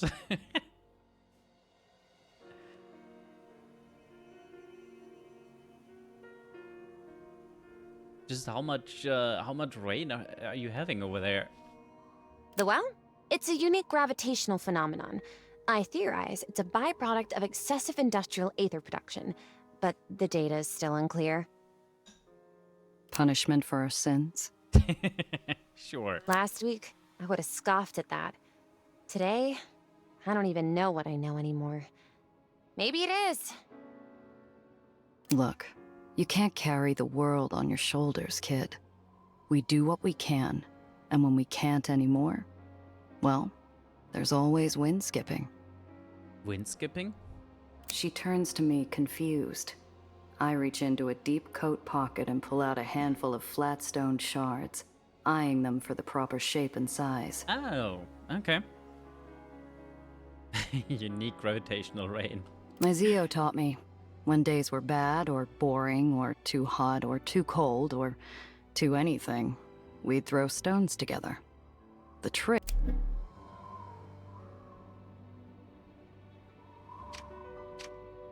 Last time I did this, Needles and I were fighting again. Couldn't hurl a rock at his smug face, so the empty sky had to do. Neither of them deserved it. A soft fragrance fights past the breeze, and I realize the girl's wearing perfume. Vanilla and rose. Height smells, as foreign down here as good dentistry or hope. I feel a weird surge of pity for the poor, pampered kid, and a tiny acid kick of jealousy. Well, let's The skip shard rocks, I guess. catches the wind and flies into the sky before disappearing into the noise of the city. Nellie's eyes brighten. Nellie takes a few stones from my hand, giving them a clinical eye. She winds back for a throw, but hesitates, glancing over at me. I mime a proper throw, flicking my wrist so she can copy me. She follows my lead, practicing a few times before tossing it into the draft. It ain't much of a throw, but I have to hand it to the kid. She times it perfectly, and that stone flies better than any bird. Well, what do you know? I do feel a bit better. See? Nice throw, kid. Thanks! Not that difficult, once you factor in mass times force. Accounting for the wind, of course. All right, easy there. You ain't pitching for the Metromaniacs just yet. We sit in silence a little longer before the wind begs me to say something. What's so special about that briefcase of yours? Oh, I've been tracking the growth patterns of the well for some time. Recently, the etheric charge in the storm band spiked, building in both intensity and atmospheric disturbance. I shift my weight into her shoulder, rolling my head and then my eyes. Come on, kid. You going to bore me to death after a day like today? Something recently made the well stronger. Much stronger. If I can stop that, I might be able to stop the well from consuming the lowers altogether. Right. Recently the well got stronger, and just today we found out that at least White Streets, probably more of the different regions, have new super powerful explosive red ether weapons. And the well might be the source of like refining ether in the first place. Yeah. I have a feeling that kinda is connected. You're serious, aren't you? You really think you can fix it? Yes, but without my notes, I'll have to start again, collect some more data. I remember most of the model, but recreating some of the theorems will take time. Well, that settles it. We're not done yet, kid. Those notes of yours, pretty sure they were taken. And I'm not going to soil my reputation by losing a client's property. We just need to fix up our clunker to find them. Oh, you mean it, Gia? That's wonderful news. Thank you, but we need something better than clunker. She's going to help us save the lowers. She needs a real name. She does look like a block of cheese. Or a sponge. Honeycomb, maybe? I can see her gears spinning up again, and I decide to let her run. We could both use the distraction.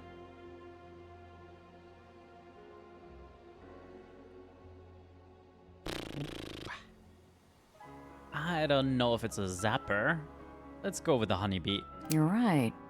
Squint hard enough and she kind of looks like a honeycomb. But that's no name for a car. How about honeybee? I love it! You think we could find any yellow paint? Something bright? Or would that draw too much attention? The bad kind, I mean. As we stand under the gloom of the well, the world somehow manages to look just a tiny bit brighter. I think your uncle was right earlier. The wind skipping did help. Thanks, Principessa. Trying out a little Italian? We'll work on it. Something easier. But you call me that. I should be able to call you something. I've already got a name, kid. But let me know if you think of anything. Let's head home, kid. Okay, let's see if we head back to Cress, or there is a garage down here, but it means possibly going through the checkpoint again, right? So we might as well take the ferry home.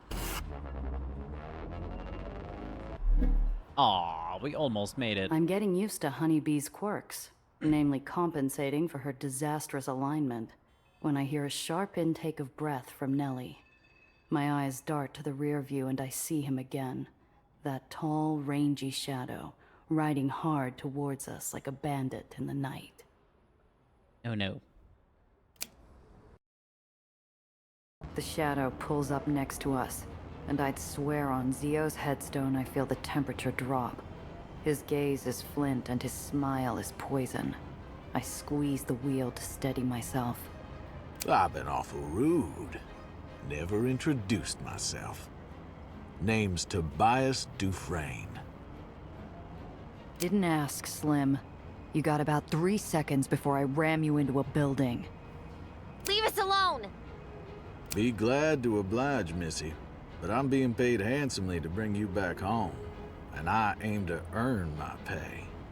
Like hell. You there! Disperse immediately! Oh, goody. Here's your chance to run. You'd like that, wouldn't you? I would, yes. It was you. You torched my car. Precious to you, was it? I expect little miss was hoping to get her papers back, too. Don't worry, darling. They're in good hands. Wait, my research? Give it back! And that's doctor to you! Hey, Mira. Mira, tell Rev Brazil is the answer to all the problems in South America. Zoom. Oi!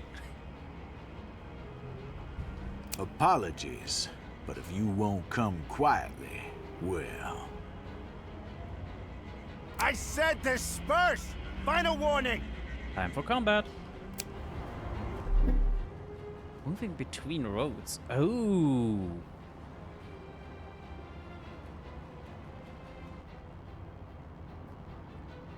Oh, that's the jumping thing I got the skill for. Isn't that lovely?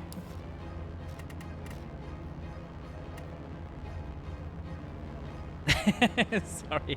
I meant to tell Rev that Brazil is the answer to all geographical problems in South America.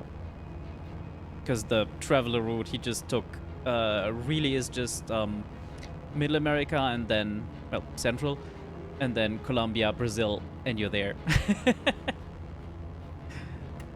Now, this is a bystander, lots of bystanders. There's Dufresne and that one young... Is he gonna attack him as well, or are they both going after me, I wonder? Like, can I just try and outlast them? And how do I jump? I guess we'll find out.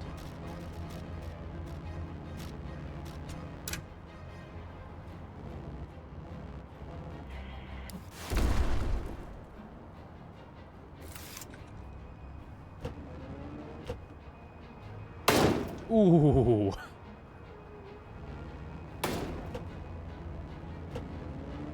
And then he sprints after us. I see. You're cruising for a bruising! Not the goddamn Molotovs again. Well, I hate this guy so much.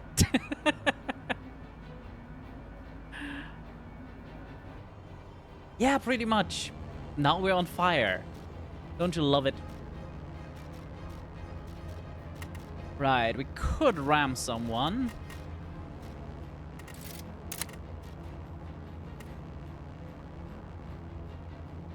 I think we heard that bystander. Yeah. Not great. Not great at all. Because I don't think we can outgun him. Pretty sure he has strong side weaponry, right?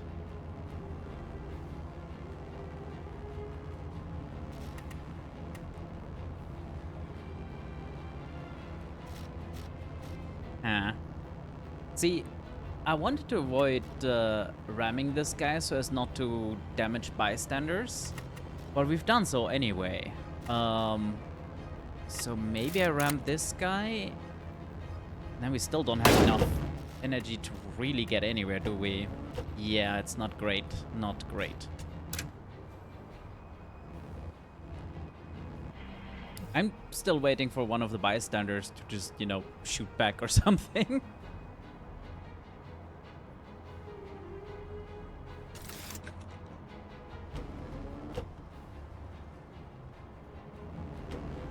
That's not good. Excuse you? How did you just jump over us? Not my finest hour. Yeah, we're kinda burning. Bye, bitch.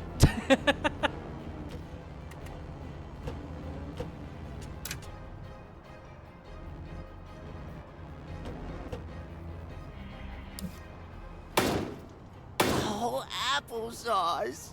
Look what you done to my fenders. Oh, applesauce? Okay. Yep, here he comes. One more like that and we're dead. Is a problem. But we can just drop ourselves all the way back here. I think that should be fine.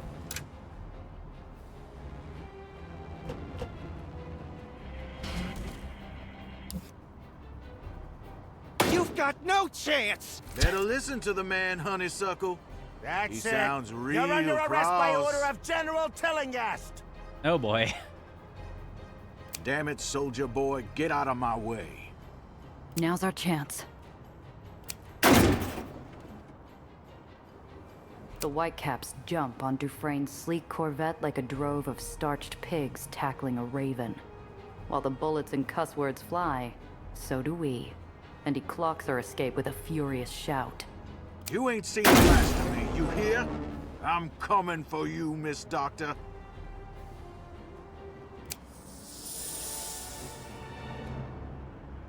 It's a good thing we did some light repairs on the car because holy shit. Hey, more caltrops. Big repair kit. Appreciate it. Nitro is interesting. And of course we have zero storage for any of it. Can we just use this? We can. Okay, apparently we need to do the shuffle first. Yep. Oh.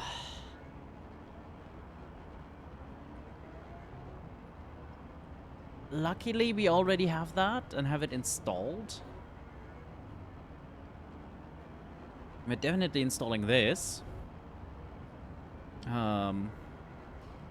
So the question is, do I drop something? Can I even drop something? Because, like, this is upright, isn't it?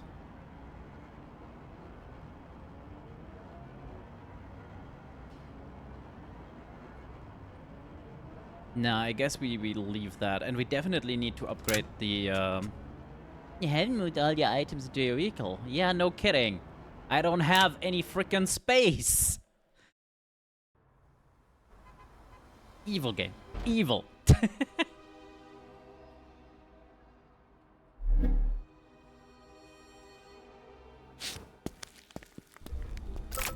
I better let Cress know what happened to the Chimera. She's gonna be so happy.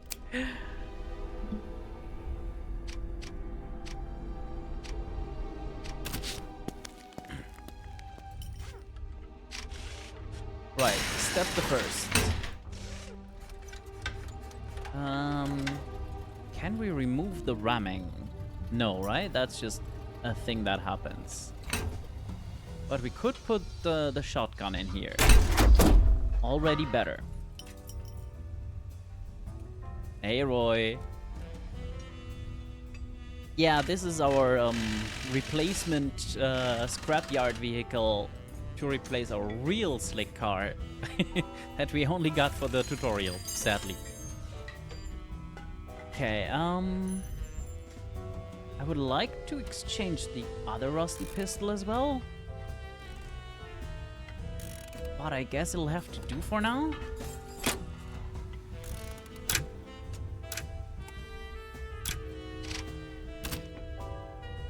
Oh, our color selection is dark blue and dark gray. Okay. We leave it blue for now. We could repair, but I think it's fine. Yeah, and finally we can move stuff to our stash. Because, Jesus, that was so much of an issue. These, I think, well, actually, this, I guess, we're selling right away. Once we've talked with Cress. Oh, we can also scrap stuff. Interesting.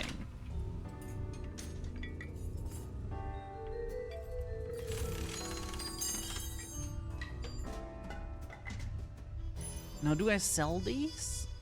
Can I just buy scrap? Is that better? Huh. Lots of questions.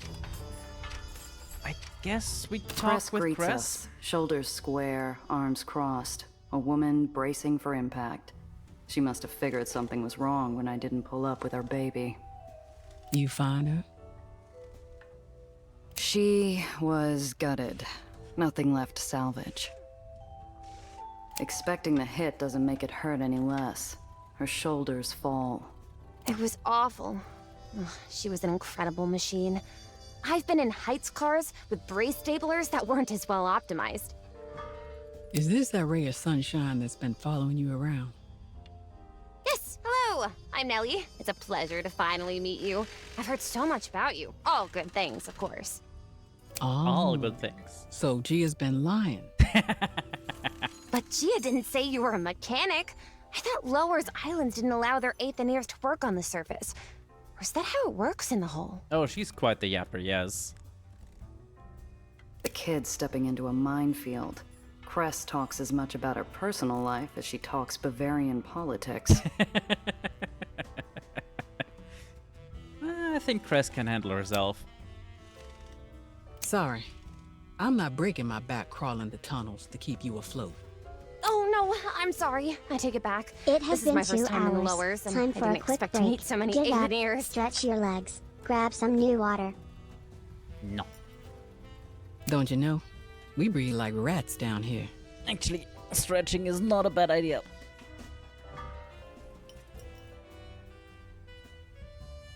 Grab a potato. Don't think I'm flexible enough for that. The kid looks on like she's ready to start taking notes.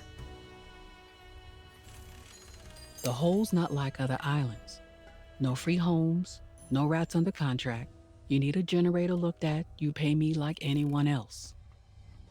Don't worry, I won't be a bother. I'm certain I can find my way around a generator. Oh, but I hope it won't be any trouble to ask about the output capacity. I can pay you a consultation fee once I have the funds. Unless you accept coffee. Stick around a month. I'll think about it. And I take cash. Cress is playing it softer than I expected with the kid. The first day I walked in here, I was lucky to get away with my jaw intact. So, the Chimera's gone. Looks like you're stuck with that bucket of bolts. Sure am. Honeybee is not a bucket of bolts. She's a queen. All she needs is a fresh coat of paint. Is that right? You named her. You gonna get attached to every lost cause you come across now? Oh, I love it! I think it's an inspired choice, Gia. Cress grins and heat creeps up under my collar. I feel like I'm 6 again. The neighbor boys taunting me after they found my stuffed dolly. Both of you are cruising for a bruising right now, you know that? Yeah. Anyway, all that hunk of yours really needs is a tune-up, a fresh set of repulsors, and restitching of the upholstery. Oh, is that all?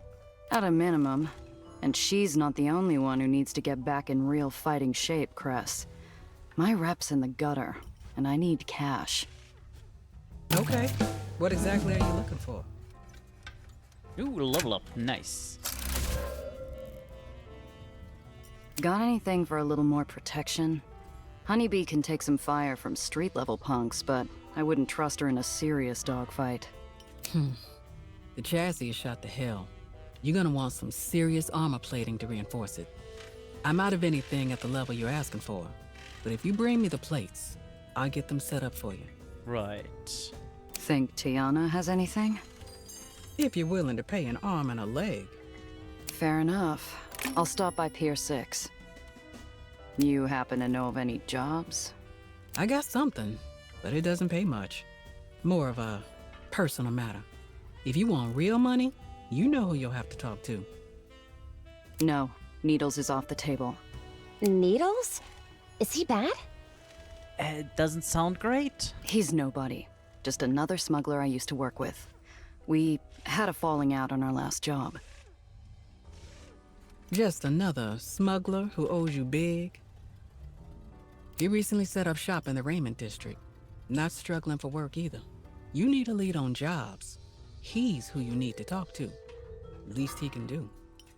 I haven't seen Needles since Zio died. Haven't wanted to. Too many bad memories. But Cress is right. I need the money. And a job's a job. Even if it's from him. Yay. You said you had a job? Something personal? Yeah, but first, tell your client to go bother someone else. Oh, no problem. Don't worry about me. I've been wanting to look at these Aether lifters you got stacked up over there. It'll be like I'm not even here. I heard about what you did for the Aether rats in White Street. Thanks. They dealt with me fairly. And your advice was, if I recall correctly, to not be an ass. So I wasn't. Oh yeah, she did say that. So, you wouldn't say no to another job for them? Depends. You said yourself the pay's nothing to write home about. We got some scratch saved up. A sponsor's covering the rest. Sponsor? They're good for it. I'll vouch. Okay. What's the job? Nothing else? You good? Okay, good. I need a getaway driver. We're breaking rats out of the tomb. Ooh. If Cress is trying to make a joke, it's a poor effort. No one escapes that upside-down prison. Not alive, anyway.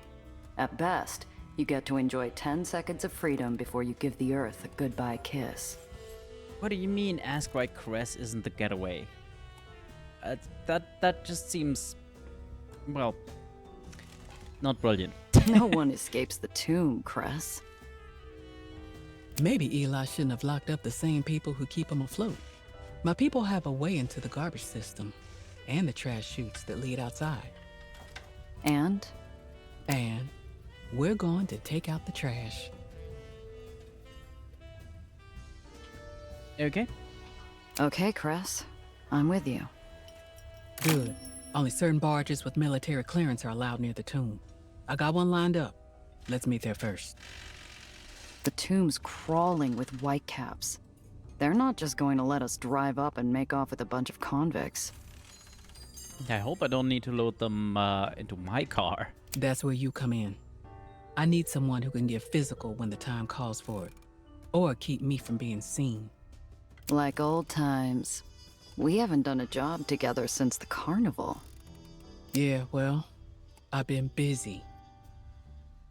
And let's make sure this job goes better. It took me weeks to get the smell of wet lime out of that car.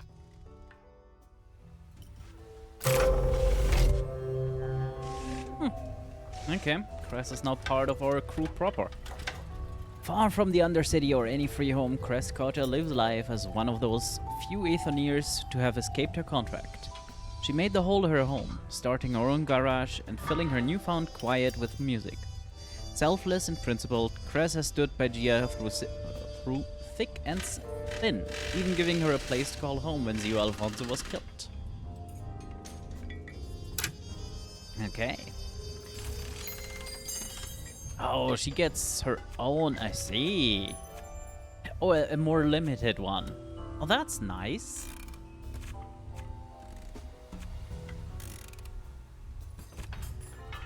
You know, I feel like Grease Monkey seems very appropriate for her.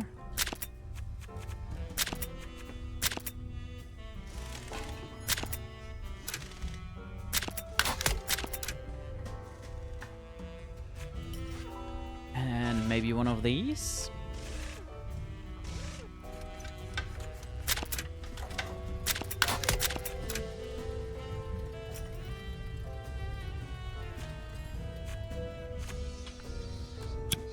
Okay, and...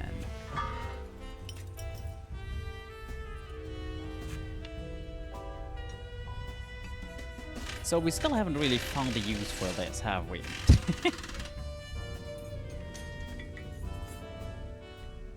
That's interesting, but I haven't been really able to avoid damage so far.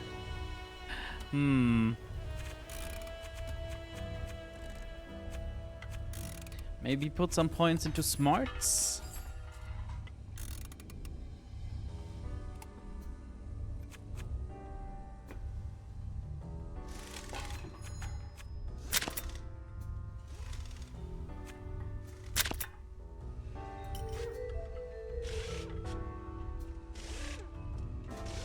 Need to learn how to do combat rolls in the car. Yep, sure do. The answer is, I think, something like this.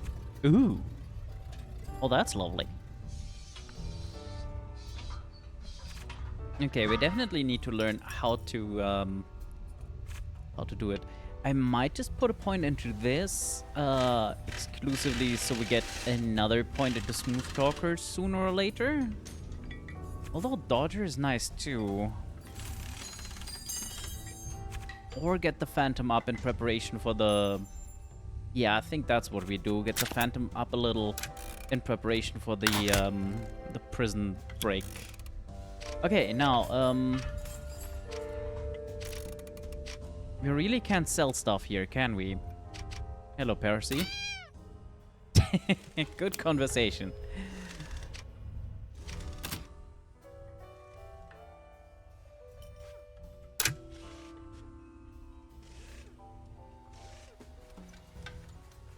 I see.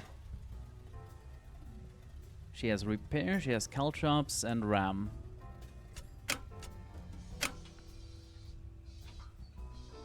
I can technically just unload this. That's nice. Okay, but that means we're definitely dumping this stuff in here. And we really can't buy... No, just scrap. Damn. I was hoping to buy like another shotgun or something here, but yeah, I guess not.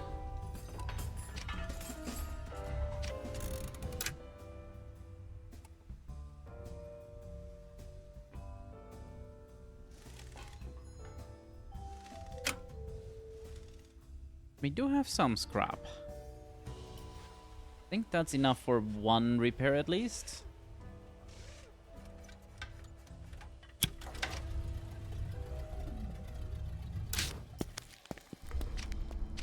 A storm brews on the shallow ferry platform, where the kid hovers over Mr. Throg, crackling with frustration like a gathering thundercloud.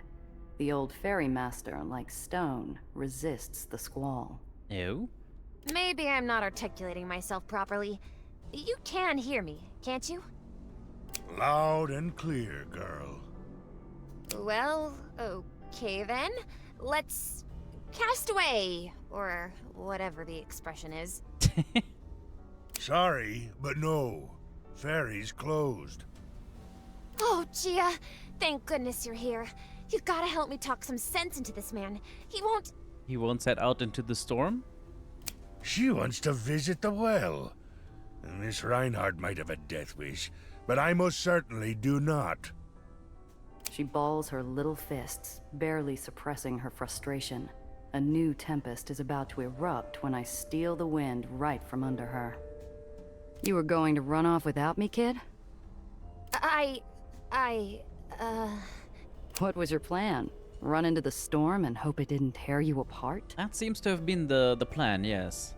Gia, this is the last thing, and I'll have recreated the most important parts of my research. I just need to get close enough to see the atmospheric conditions around the outskirts of the well.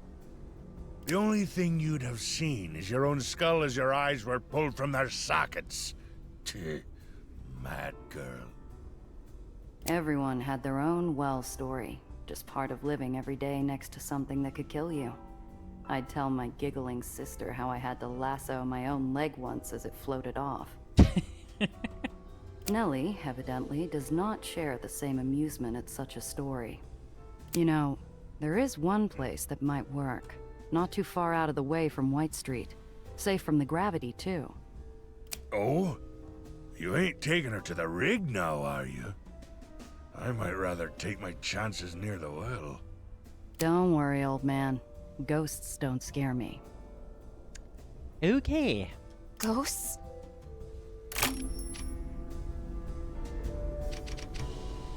Oh, we can buy and sell stuff here. Excellent. Hello there. Seriously? That's just annoying, isn't it? I have to pull stuff from the stash into my car's inventory to then sell it. Why not allow direct access to the stash here, especially since I can access the stash here? Okay, a better engine with more AP. More brass knuckles, okay.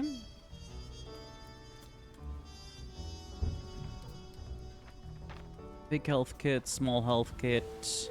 Ooh. 3 rolls for that. Okay, okay.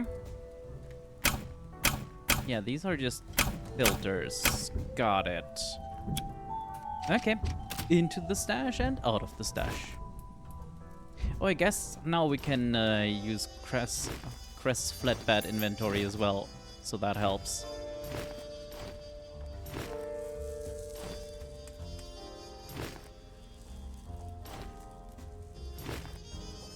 Wait, that...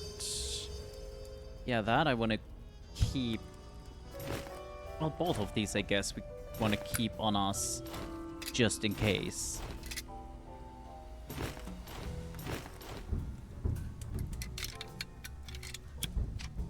Tiana, my black market fence, is as sharp as they come. From the cut of her cashmere jacket to the razor line of her jaw, she can draw blood with a glance. Even when I walk in, she pulls the nib of her fountain pen away from an account ledger like an assassin retrieving a dagger, and honors me with an inscrutable smile. Interrupted myself there. Whoops. Tiana. Giovanna, how's business? Can't complain. That's a lie. I could, but I won't. Nah, clear sign that she's Italian and not English. This is why I like you Italians. Always with your heart on your sleeve. You know, a short swim across the Adriatic and we might have been sisters. I like to think of us that way, which is why you're going to help me patch up my new car with some better defenses. Am I now? Well, I know you're dying to tell me what happened to that artist of yours. Might even stick around to do your braids, if you're nice. Oh, how tempting. But I think I'd rather if you owed me a favor. Uh-huh. What kind? The kind you're good at. Her long fingers reach into a hidden pocket and retrieve a photograph with a slip of paper, which she slides across the table to me. Her perfume follows. This is Saoirse Byrne, but don't call her that unless you want to lose an ear. To the lowers, she's Bangor. Nasty little thing from Northern Ireland. Leads a street gang called the Madrigals. A real charmer. You're to intercept a cargo train carrying crates of weapons through White Street. You will bring those weapons to Bangor. Collect the money I'm owed, and I will be happy to source you some steel. No, easy enough. This Bangor dame sounds like a real piece of work. Anything in particular I should know? She is a gangster and a thug. What else is there to know? I like to think we're a little more complex than that. Tiana's smile cuts me deeper than any snide remark ever would. Right, what's the catch? Nothing makes a job more dangerous than going in blind. It can't be as cut and dry as she says. What aren't you telling me? Giovanna, the great castle libraries of Illyria could be filled with the things I don't tell you. Trust me. You want it that way. I look like an arms dealer to you. What kind of weapons are they, anyway? You look, Giovanna, like someone I am paying to get this done. Don't worry about the weapons. Nothing. How exactly am I supposed to catch this train and grab its cargo? You do not tell me how to conduct my business, and I do not tell you how to conduct yours. Ah yes, go figure it out. This is equitable. No? You figure it out. All I know is the rail runs along the left side of the road the whole route. Do with that what you will. Yeah, all right. Excellent. Be sure to bring along that little scientist friend of yours. I would ask how you know of her, but I have a feeling information is like her entire business. What? Why? Last thing I need is the kid slowing me down. Indulge me. And if I say no? Ha! Come, come. I need this done correctly. And you, Giovanna, need the money. Bring the girl. I like this about as much as a kick in the teeth. But in Pier 6, Tiana calls the shots. She meets my grimace with an infuriating smile. Fine, fine, if it means that much to you. But my armor better be ready when I get back. Her eyes are lidded with shadow as she waves goodbye. I can't tell if it's meant to be mocking or affectionate. Probably both.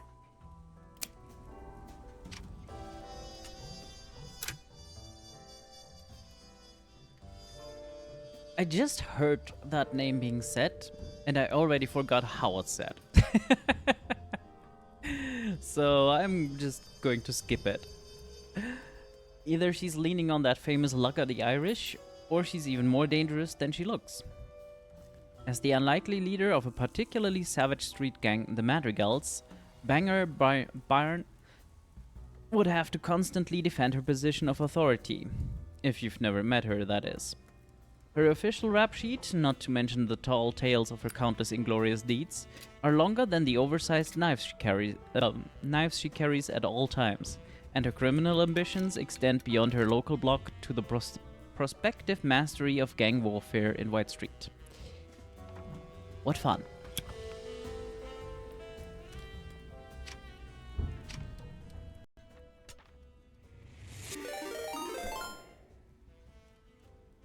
Oh no, people! Rev, what the hell was that lava lamp show you were showing off there?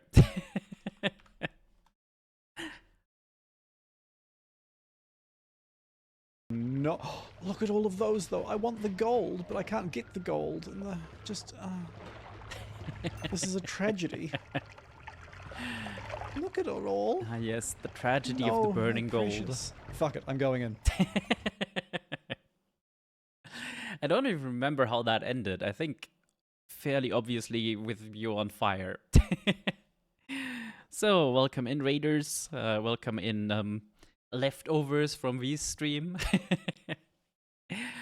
We are playing steampunky 1930s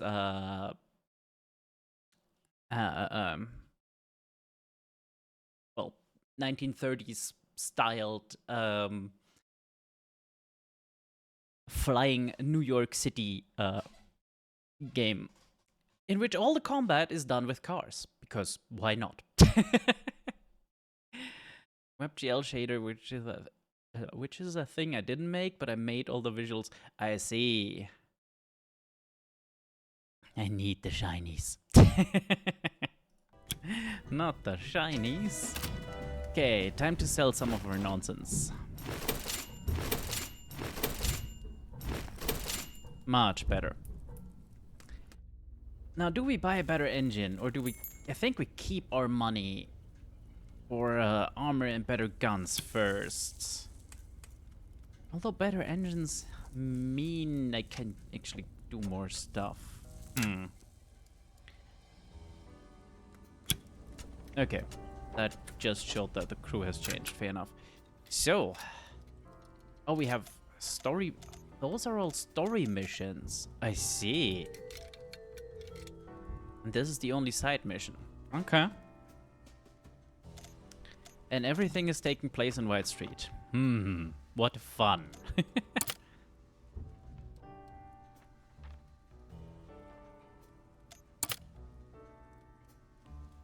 Back down needles.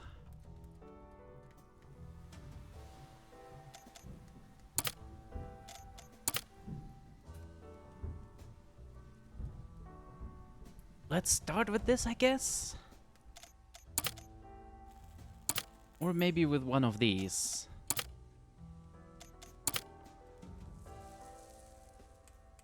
Yeah, let's start with that and then do the ghost stuff.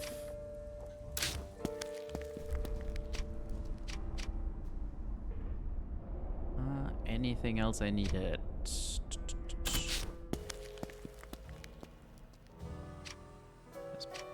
probably some talk with her here. Hi, Gia. You've been in the lowers a while now. Can't imagine it stacks up to what you're used to. I don't know about a while. She's been here like 3 days. Well, it's different.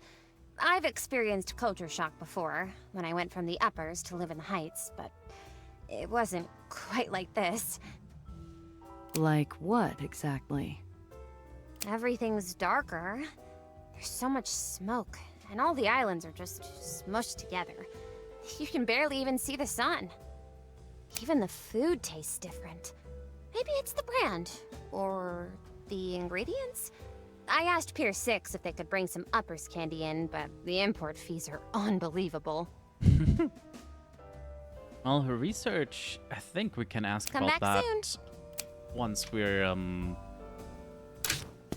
done with the other stuff. Okay, let's take off. I guess to White Street, huh? Since all our missions are there. Good thing we're not wanted by the secret police there or anything. No, no. That will not be an issue.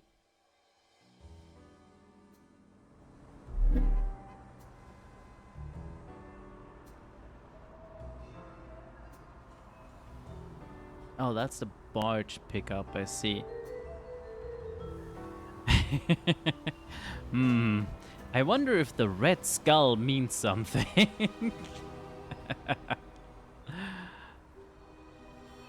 Right, that's the side mission. This is the main mission. We're not passing through the checkpoint with that, are we? That's actually good.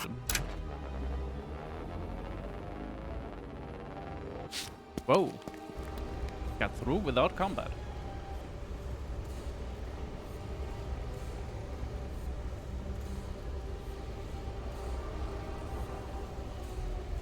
It's always laundry day in the Raymond district. Sheets quiver around me like phantoms as I look for a ghost from my past. Needles Portnoy, a smuggler I have every kind of history with. Let's get this over with. Cress, know where I can find him? He's set up in the apartments.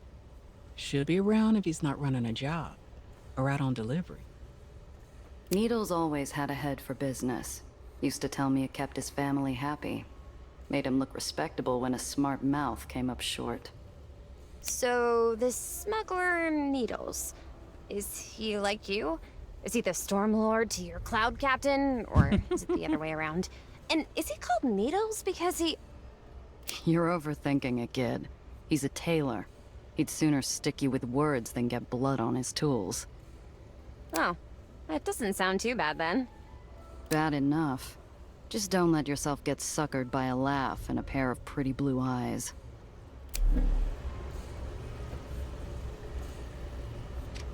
A soft breeze runs through the lines like a toddler bouncing on a freshly made bed.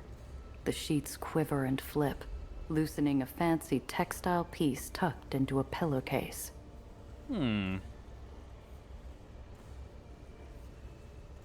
That's interesting. Having no heat lowers this, but why? So we need to roll an 8. Possible, but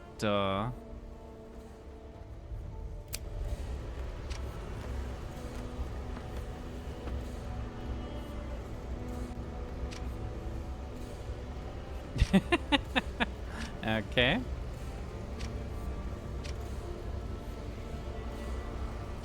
Good night, Rev. Have a good start in the next week. Happy Monday. White Street finds a use for every bolt or stitch, but even they can't save stuff that's been shredded by bullets and fire. Portnoy tailoring. It was a warning to me and an invitation to anyone else. I brace for a slammed door when I knock, but the darkened windows spare me. Let's try the clothing. Soft breeze runs through the lines like... What could go wrong? Wow. Okay, that worked. I follow the line to a rusty old crank and give it a spin. It's slow to move, but I coax it back and forth until the handle squeaks forward. The line circles the tower, delivering me the goods. Oh, we got... Ooh. They can't put it in here, because it has to be upright, I see.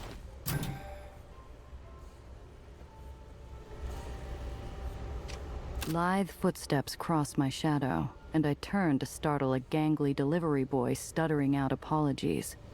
He walks away, only nervous taps across the iron floor. A shopkeep with glassy, placid orbs dodges the question and mutters how he must be around here somewhere.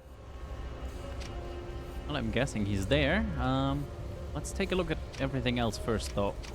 With all the laundries, fabric mills, and tailors in one spot, the island could have been a fashion powerhouse under any other barony. White Street keeps its style strictly utilitarian. Does Cress have a better, No, it's also glove box. Okay. Ammonia permeates the atrium, like a bad memory threatening to spill from an overfull basin. I step into a darkened alcove to catch a breath near a lethargic fan. Strange. I spare a wandering eye to look past the slow-moving metal blades and see a steaming coffee and half-eaten meal on the table next to a radio. Boss, can you hear me? Get out! Joe's dead, and the oven's shut. The rest are... That's enough warning to realize I've found myself in one hell of a wrong place at the wrong time. Time to move. Oh boy. Not a dozen steps out of the alcove when something spirals down through the atrium from above, demolishing the squeaky fan and everything behind it in a hail of fire. Just as quick as it appeared, it vanishes down through the bottom of the atrium, clinking and clanging amongst the piped tunnels below. An irregular line of fresh holes dot the side of an upper-floor apartment, just above where I was looking. I wonder if they found their mark. Huh. The bullet holes pierced into the brick of the upper-floor apartment look, from the street, like they spell out an expletive. Probably a warning. I climb the apartment stairs until I reach an open doorway. Leaning against the frame is a weasel of a man, shakily searching his pockets. Can't be them, can it? They just... He looks up as I approach. His face twists into a categorically false grin. I can almost see the slime dripping from his teeth. Well, who's this? Must be my lucky day. Are you here for merchandise? Watches that fell off the back of a truck, I take it? You've got me all wrong, miss. I run a legitimate business here. Sure. Uh-huh. Well, if that's not what you're here for, then what are you here for?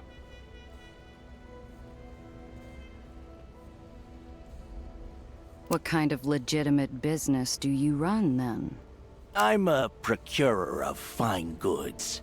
You might say I'm an importer and exporter. Really, I was just hoping to fence off the contraband I just found. Sure.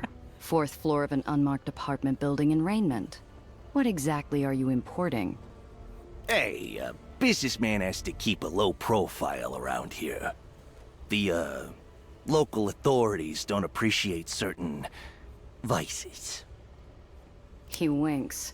The gesture doesn't cause whatever effect he hoped for. I look him over. The grin is a constant on his face, but his hands rifle through his pockets, like they're looking for a lighter to burn a smoke he doesn't have. The edge of his hairline glistens with sweat. I saw a car drive by a few minutes ago. A few slugs tried to fill my dance card. But I'm guessing you're on the list to that particular soiree. Who knows? All kinds of lunatics out there on the streets. Hey, did you get a look at the driver? The laugh never meets his eyes. I can't say I did. Business partner of yours?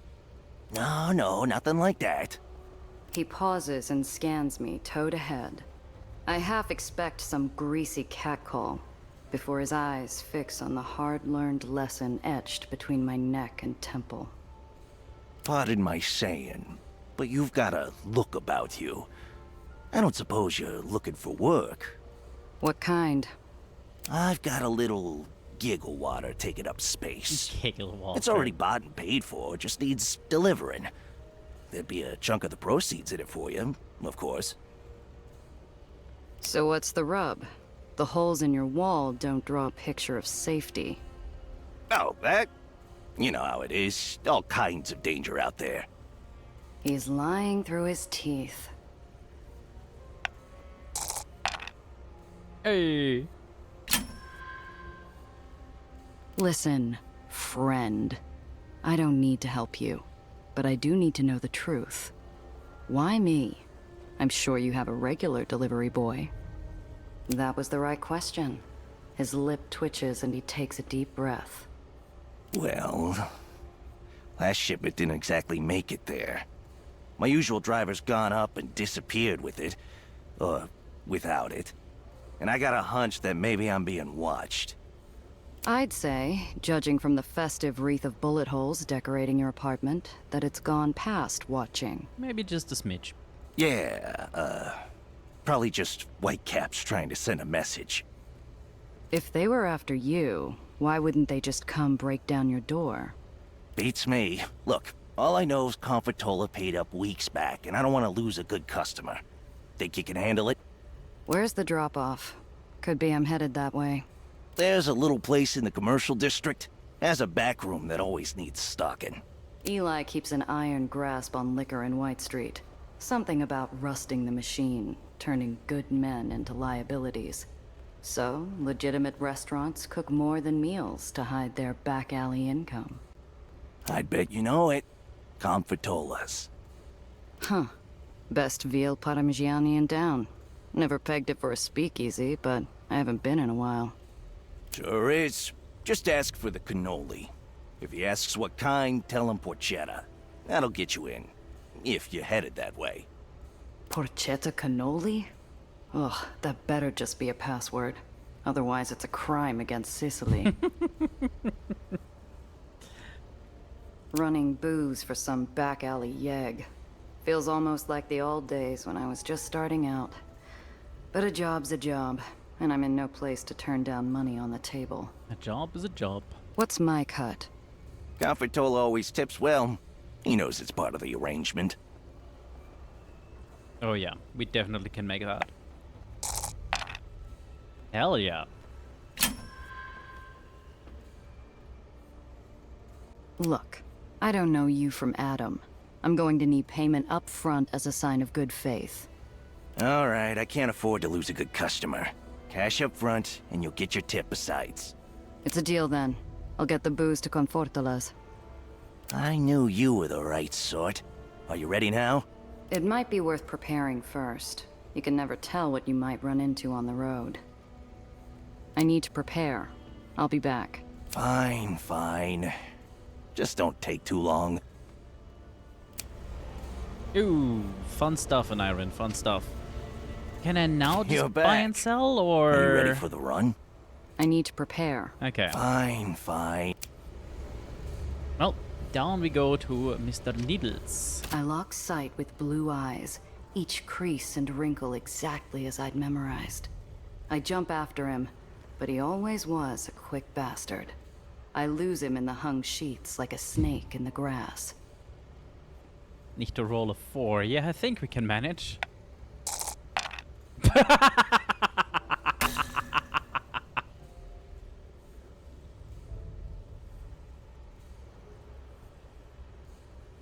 Fucking perfect. The wind hits me with a sheet sweating chlorine. While I'm busy swatting off bleach fumes, I miss the Viper readying to strike. Oh, amazing.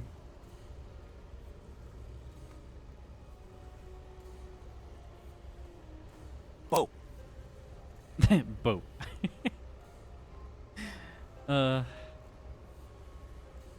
I feel like if you're fucking around with a light switch, you might want to, you know, trip the breaker first on purpose, so there's no chance of zappy zaps. I lurch back and immediately regret it. I know the laugh.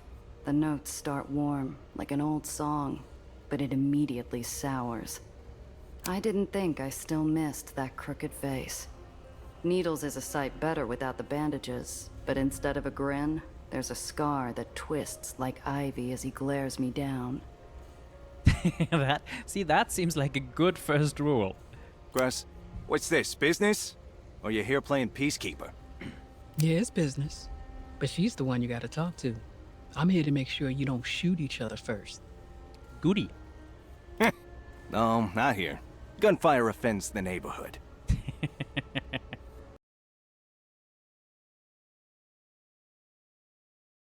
4. Yeah, I think we can manage.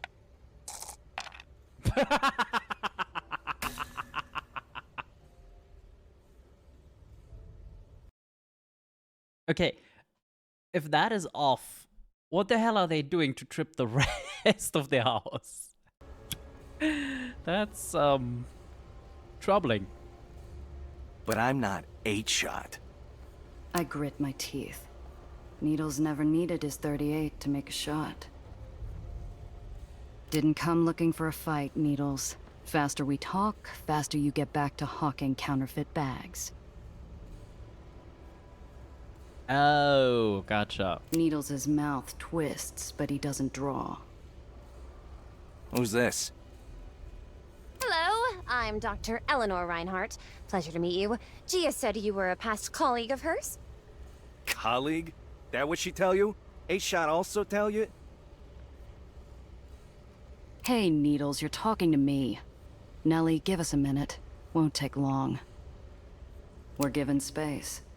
I almost regret it. Steps apart, but it feels like there's a hole in the world between Needles and me. What the hell do you want, 8-shot? Didn't do enough damage last time? Come back for more? Nice to see you too, Needles. Though this stench is making me question coming down here. I don't know how you stand it. It's good for my complexion. A hollow howl whips through the laundry tower behind us, filling the emptiness Needles and I share. I'm going to have to just rip off the bandage and ask him. That is one hell of an emote, Pico, and hello, welcome in. Why does the poor goblin have snot? Also, thanks for the biddies. The itty bitties. It's a snotling. Yep. Yep, that checks out. How are you? How was your weekend? Piotr, I'm here to cash in that favor you owe me. I need a job. No. I see how it is. Rosie and Gil are gone, so I'm your only contact. Usually I'd love to clear a tab, except you nearly got me killed last time. Favor's canceled. You want a name that doesn't care about life debts instead? Bye, show. Have a fun Sunday. Oh god, yeah. My main experience with snotlings is them being used as ammo, I guess, for the weird boys. I think it was the weird boys. You know, the teleport gun thing. Yeah, essentially the goal is to teleport Snotlings inside, say, a Space Marine's armor or inside the crew cabin of a tank or something, and then they do bad things. Unfortunately, they might also just end up in the warp or, you know, in a tree somewhere, or it's orcs. You should have stayed away. I don't need more ghosts haunting me. His eyes pinch, seconds away from slamming the door and walking out of my life a second time, until something catches him. Half a minute passes before he exhales. Good shot, though. Okay, I have something. But after this, we're through.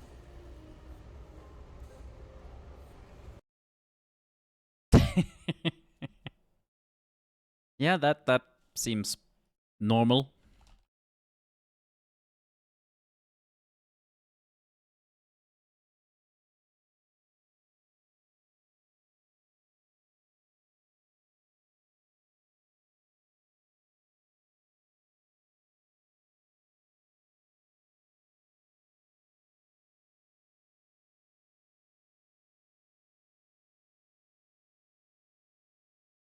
Yeah, and there's the thing I meant.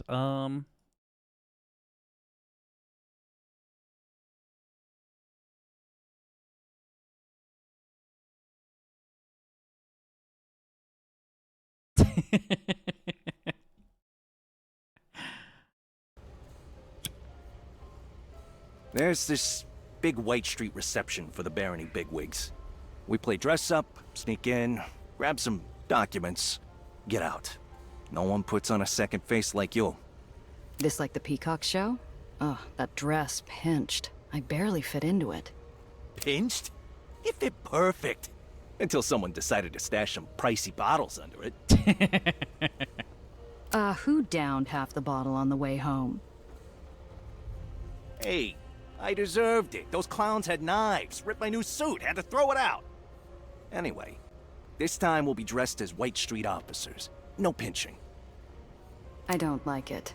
I've worked with smugglers I like a lot less, but none of them scrape open memories like Piotr. But he's right. I need the work, and he's the only contact on White Street I have left.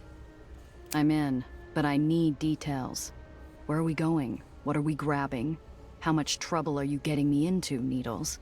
The newly refurbished Santa Anita Lodge. Battle maps. And boatloads. The gala's the top brass affair. This means we gotta blend in. Don't wanna draw fire. All right. Sounds doable. But if you're getting me into that much trouble, I want payment up front. Ooh, we're getting payment up front everywhere Okay, today. but only half. For the inconvenience fee. Gonna need supplies, another uniform, another invite. You're impossible.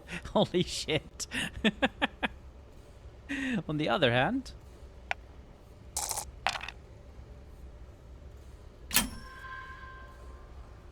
Last I checked, you were the one doing me a favor. 75%. The job's the favor. You're lucky you're getting that much. I could be talking to the bootleggers instead. No, you wouldn't. You're too picky to work with small-time stiffs. And you're not stupid enough to run a high-risk job with someone you don't trust. Funny enough, you're a stiff that I'm not too sure I trust. Uh-huh. You said it yourself. No one can put on a better second face. You aren't going to find anyone who can do that and put up with your crap. For a second, we're as still as a frozen body of water, until something suddenly flits to the surface. Needles grins. Deal. 75. Okay. $300 dues. God damn, we just made more money than we had the entire game.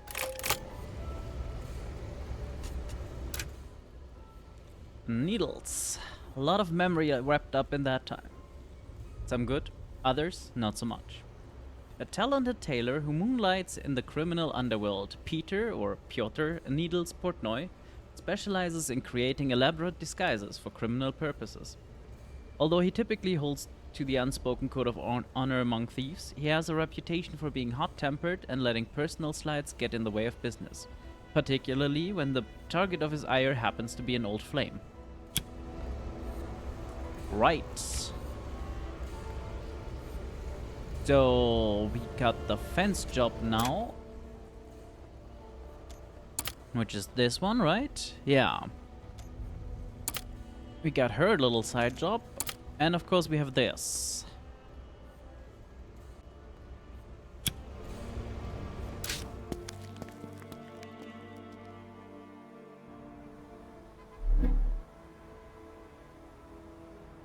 Okay. I think we're gonna start her side mission, really.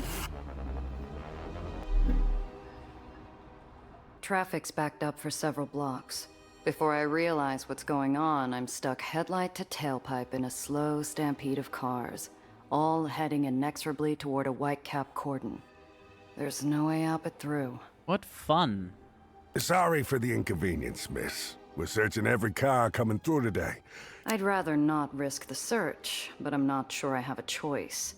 I could try talking my way past him. Or that cordon isn't covering the whole street. If I gun it and steer into the gap, I might be able to get through before the Whitecaps can react. I do have that hooch locked up tight in the secret compartment, though. Maybe I should just let him search.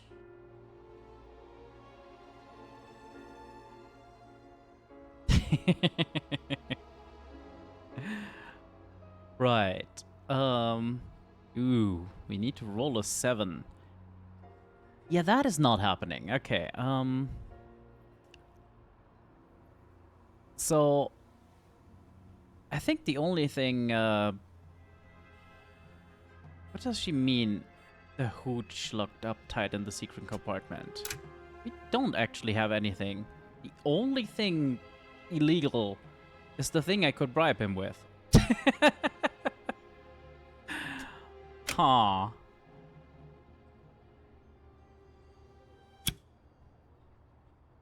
could try talking.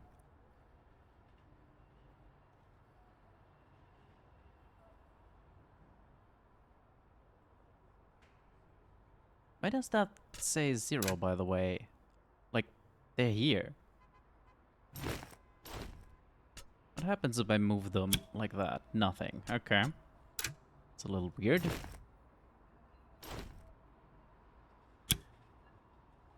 Well, I guess we try talking. Yes.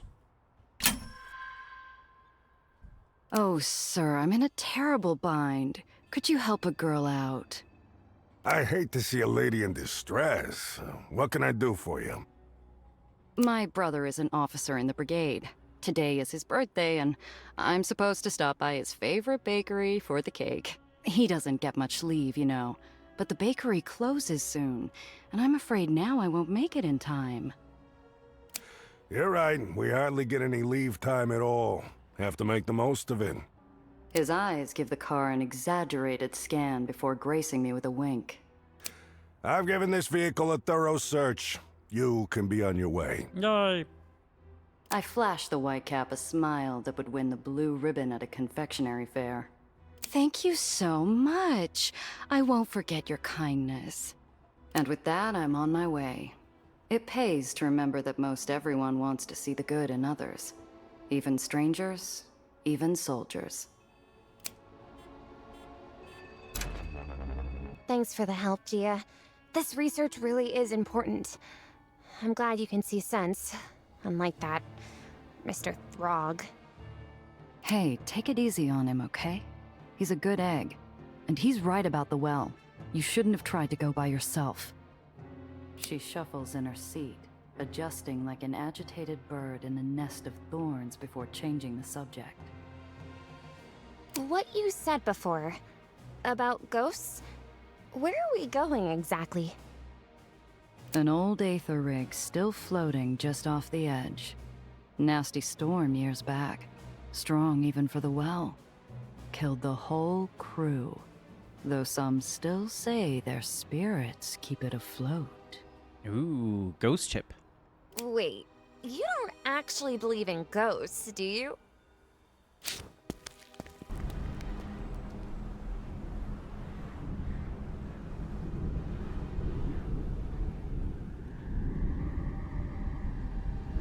The vast hulk of the abandoned Aether collector rusts in the crisp air, its looming broken silhouette stark against the swirling mass of the well. They're not just scientifically possible, Gia. What do I have to say to prove to you? Shh. What was that? Lights in the mist, forms in the dark, and sounds in the silence. Science be damned. I can feel the dead. They're here. Oh, please. There's nothing out there, Gia. The place is coming apart. Those sounds were just... She sees it first, and I follow her line of sight where the fog pools heaviest in the gloom. There, from within the creaking metal and whispering winds, a specter appears. You should not be here. Oh, you look, like you're of totally sound mind. Try to ignore the ghost.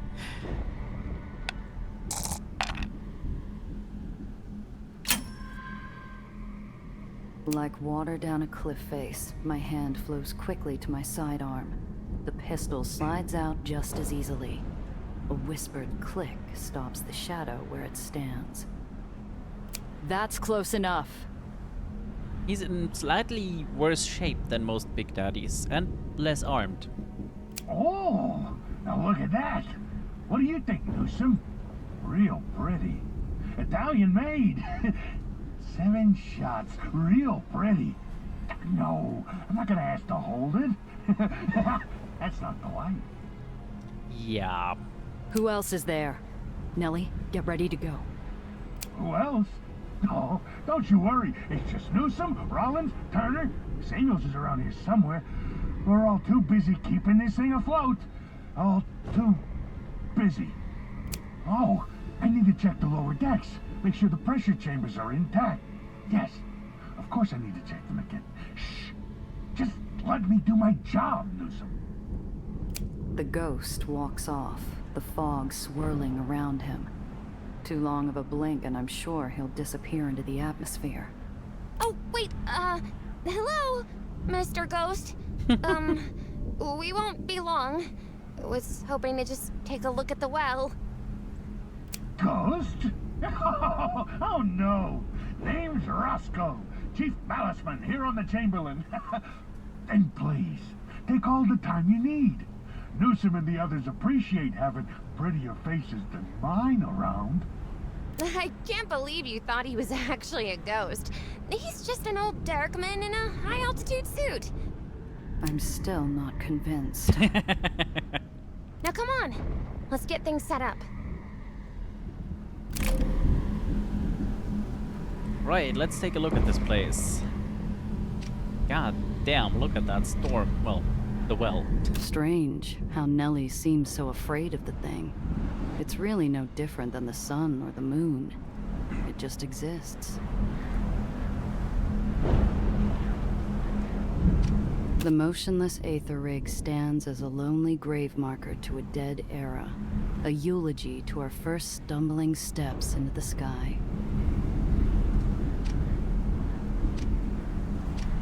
My childhood superstition looms above like a meteorite, frozen in space, but always on the brink of crashing to the Earth. Maybe there is something to what the scientist is saying. Maybe it's memories of old stories, or the rusted corpse we're standing on. But the door strikes me with a dread reserved for a coffin lid. Who knows what ghosts lie sealed behind it? Let's find out.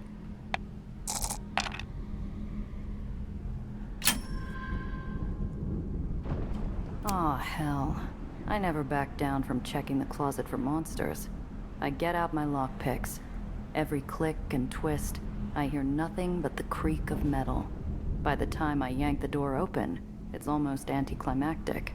The only shadows to find are a bundle of crates.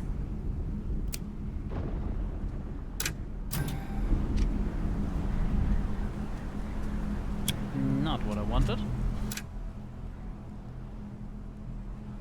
Yeah, I can just move shit into hers. That is very convenient.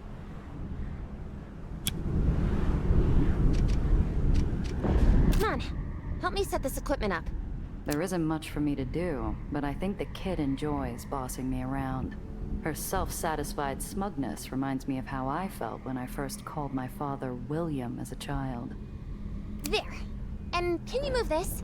Now, these over there. Gia, that's glass. Just be more careful, please. One more thing. By the panel. No, the other panel. Eventually, Nellie stops giving orders, and I'm fossilized along the sidelines, turning into little more than a paperweight in a coat.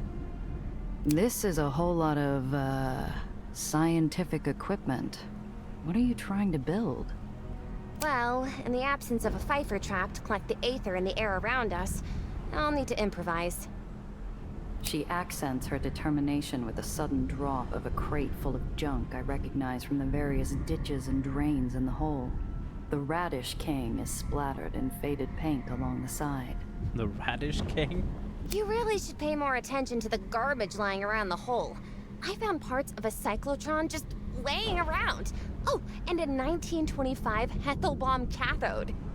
I couldn't find any thorium, though. The experiment can work without it. Hopefully. But since we're on an old Aether rig, there has to be some around here. Think you can find some? Really? The scrapyard didn't have randomly thorium lying around? Yeah, I don't think we're trying that. Pretend to know. That's not going anywhere positive, is it? Thorium? Oh, of course you haven't heard about it. Don't worry, it's easy.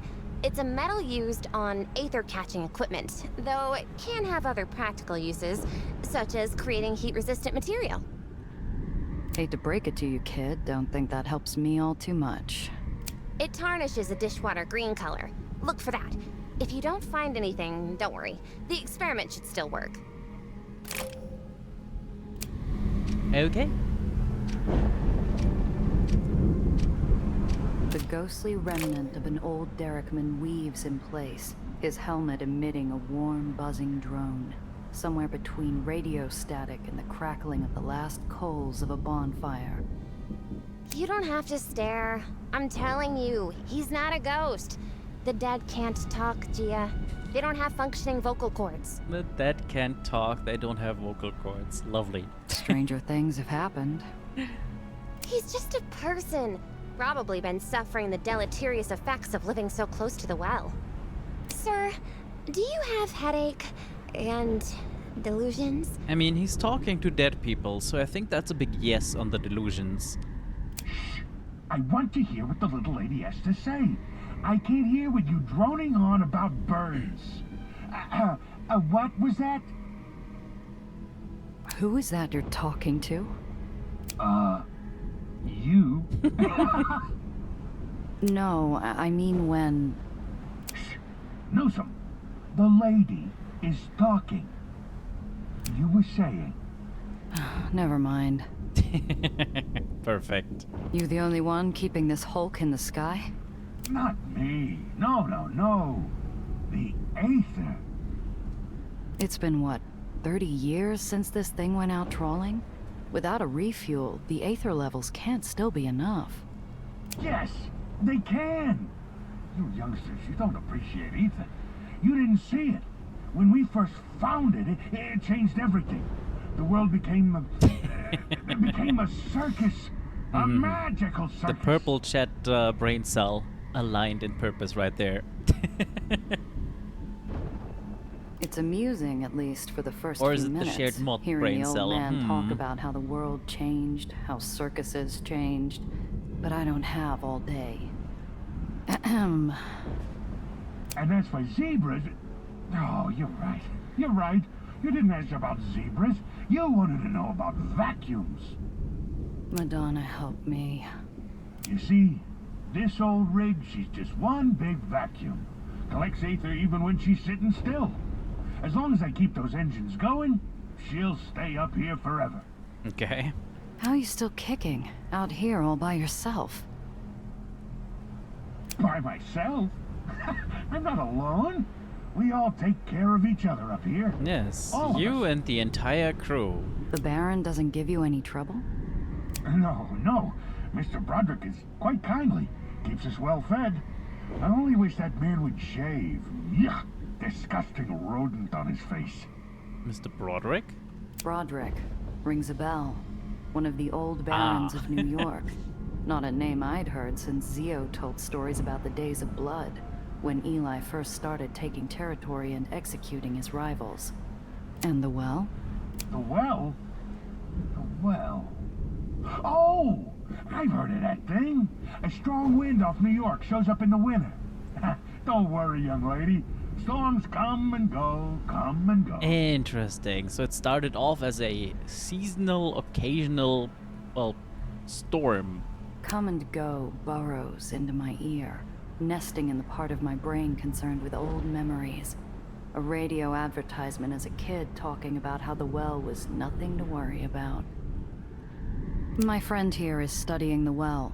We were hoping you might have some old records from what it looked like back when your rig was airborne.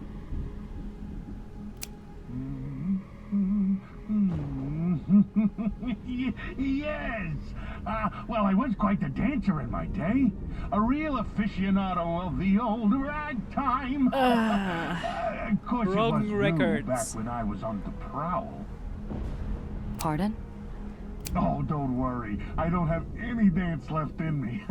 But I still have a few of the old records Well, left. at least we could give them to Cress, I guess. The man trudges to a small alcove made of detritus and rust, pulling out a box of records, most falling apart due to the moisture. Here, this one should still work. I hope you enjoy. You look like quite the dancer. Quite the dancer.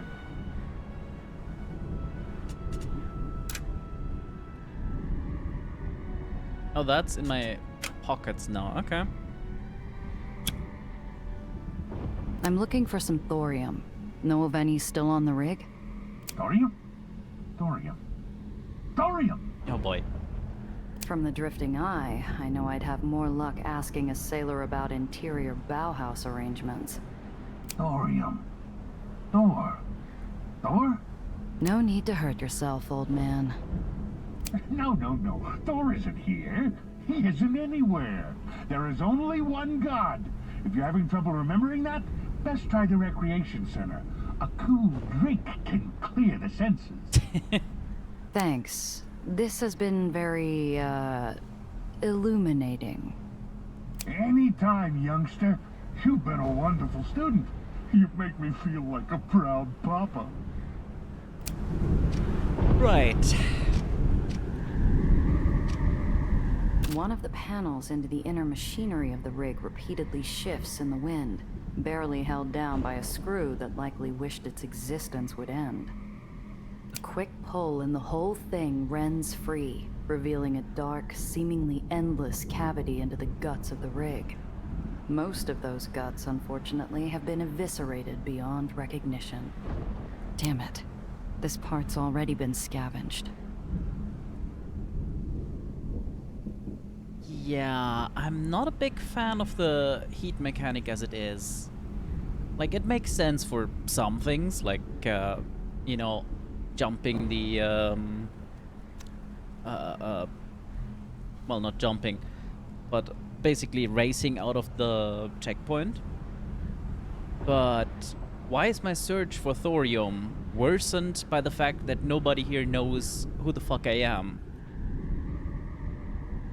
I poke around the scraps of other scavengers, looking for anything that could possibly work. The most I find is a clump of something tarnished dangling from a mangled hose. I guess we'll try. Nope. I lean forward, hoping if I crane my neck just a little further. Is that? I lean in a bit more. Maybe if I can just... A sudden gust of wind knocks me off balance towards the cavity, and if not for a quick grip along the edge that cuts into my palms, I might have found a new home in the endless void below. Best not to tempt fate again.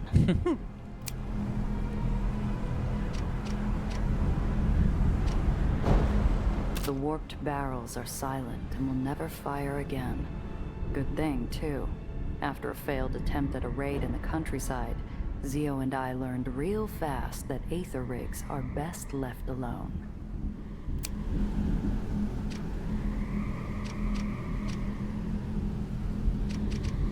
Lit by windows frosted with time, the elements, and entropy, the space between rancid wooden benches is pocked with abandoned plates and cups. Well, that's at least a chance. Hey! Based on their feel and color, the ceramic cups are no doubt glazed with thorium. Hopefully, it's enough for Nellie's experiment.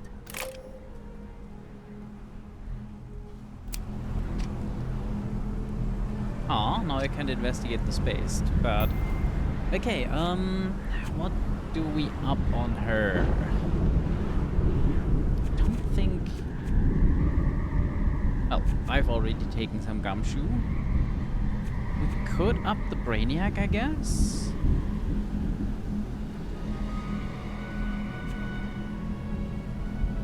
Yeah. Or of course get this. Or more points in this. The choices.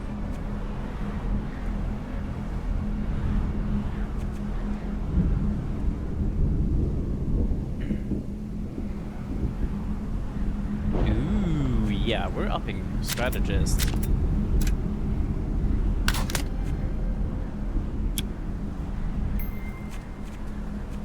Friendly neighborhood potato man?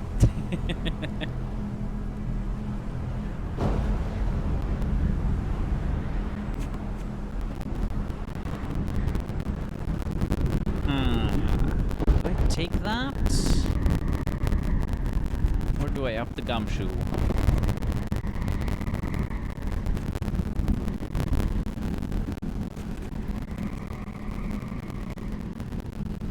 You know, that might actually be very useful.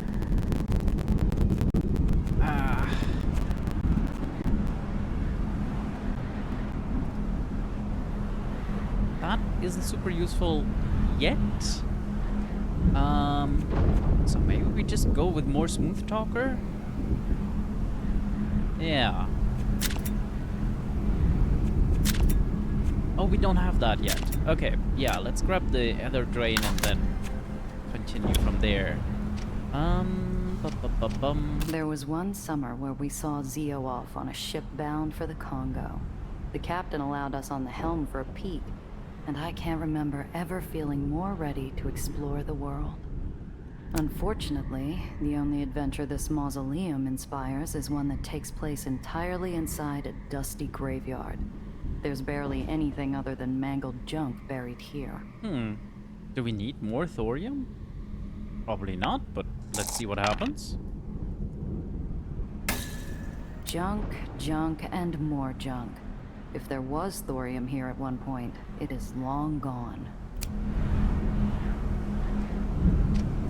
The motionless Aether rig stands as a lonely yeah, we had that. We also have that. Nothing left but speak to Nellie, I guess.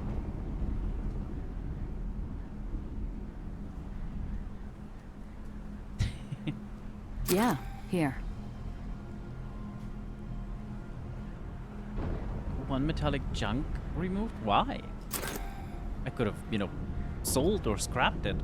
What do you think? Rude? Maybe you should be calling me Doc from now on. Oh, you found some! That's perfect! With fast hands, the kid gets to work bending, breaking, and binding her crate of junk with the small amount of thorium I was able to find. Is that... It's not a real Pfeiffer trap, but it's close. It will help measure the amount of naturally occurring Aether in the air. I should be able to compare the data with Lorenzo's Aether constant to see what local saturation looks like. She bites her tongue as she focuses on what seems to be the last part of her little machine. Then maybe we can get some insight on where the well is drawing all this extra mass from. And... done. The box begins to emit a soft glow and whir like a carnival novelty attraction. Now to wait. More clicks, more whirs, more clicks, the occasional chirp. Not even the swirling chaos of the well seems interesting enough to alleviate the weight. I take it this basket of junk makes you miss home and all of its shiny, top-of-the-line gear.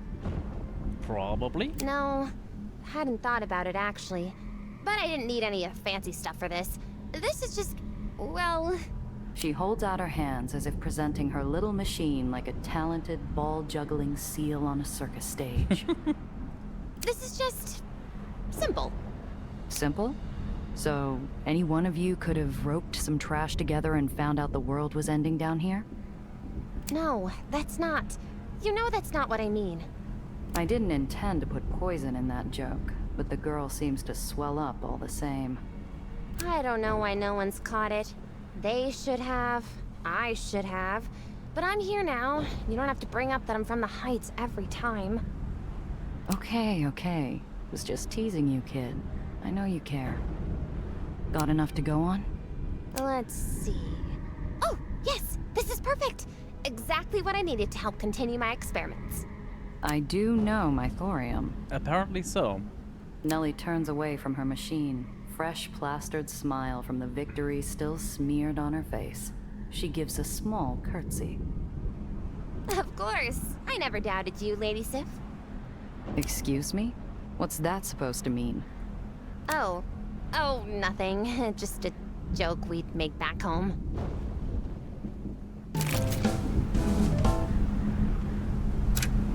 Nice. Oh, that was inventory, not missions. Yeah, so now we can continue with that or any of the others, or I think we take this as a good stopping point. Yeah, because now we have missions. I'm guessing both of these are fine. But the railway road with its red icon feels like something that might need a few more levels and like a actually equipped car. So, that is plenty of stuff to keep for next week, I guess. Drop a little safe.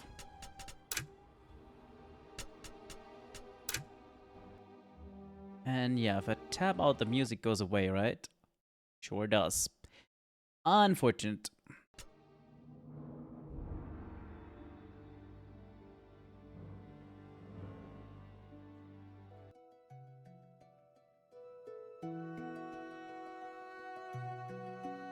So, let's see who is actually around to raid.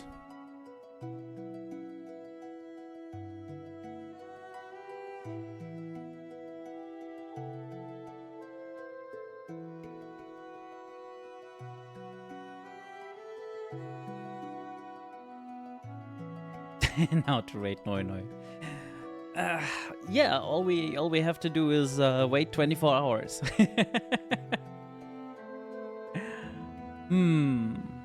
Ratchet and Clank, City Skylines.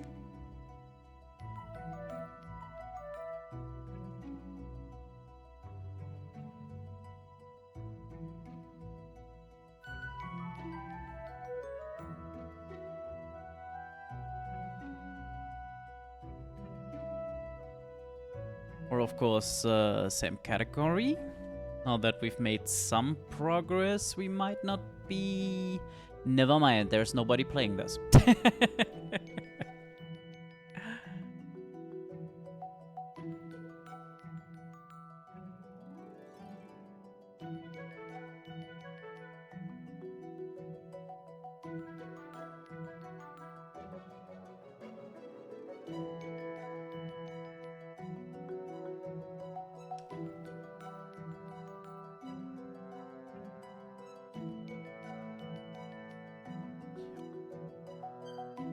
Or I guess we just leave it here. That works too. Because I can't really decide. And I'm gonna make, well, warm up some food from yesterday in a moment. I'm gonna be busy eating anyhow. So, I guess we just end. Thank you everyone for being here. Thank you, Freak, for that resub. 26 month, good lord. Thank you, Rev, and indirectly V for the raid, I guess. Pico, thank you for the giant snot goblin. Much appreciated. I shall see all of you throughout the weekend chats, and next Sunday here, same time, same channel.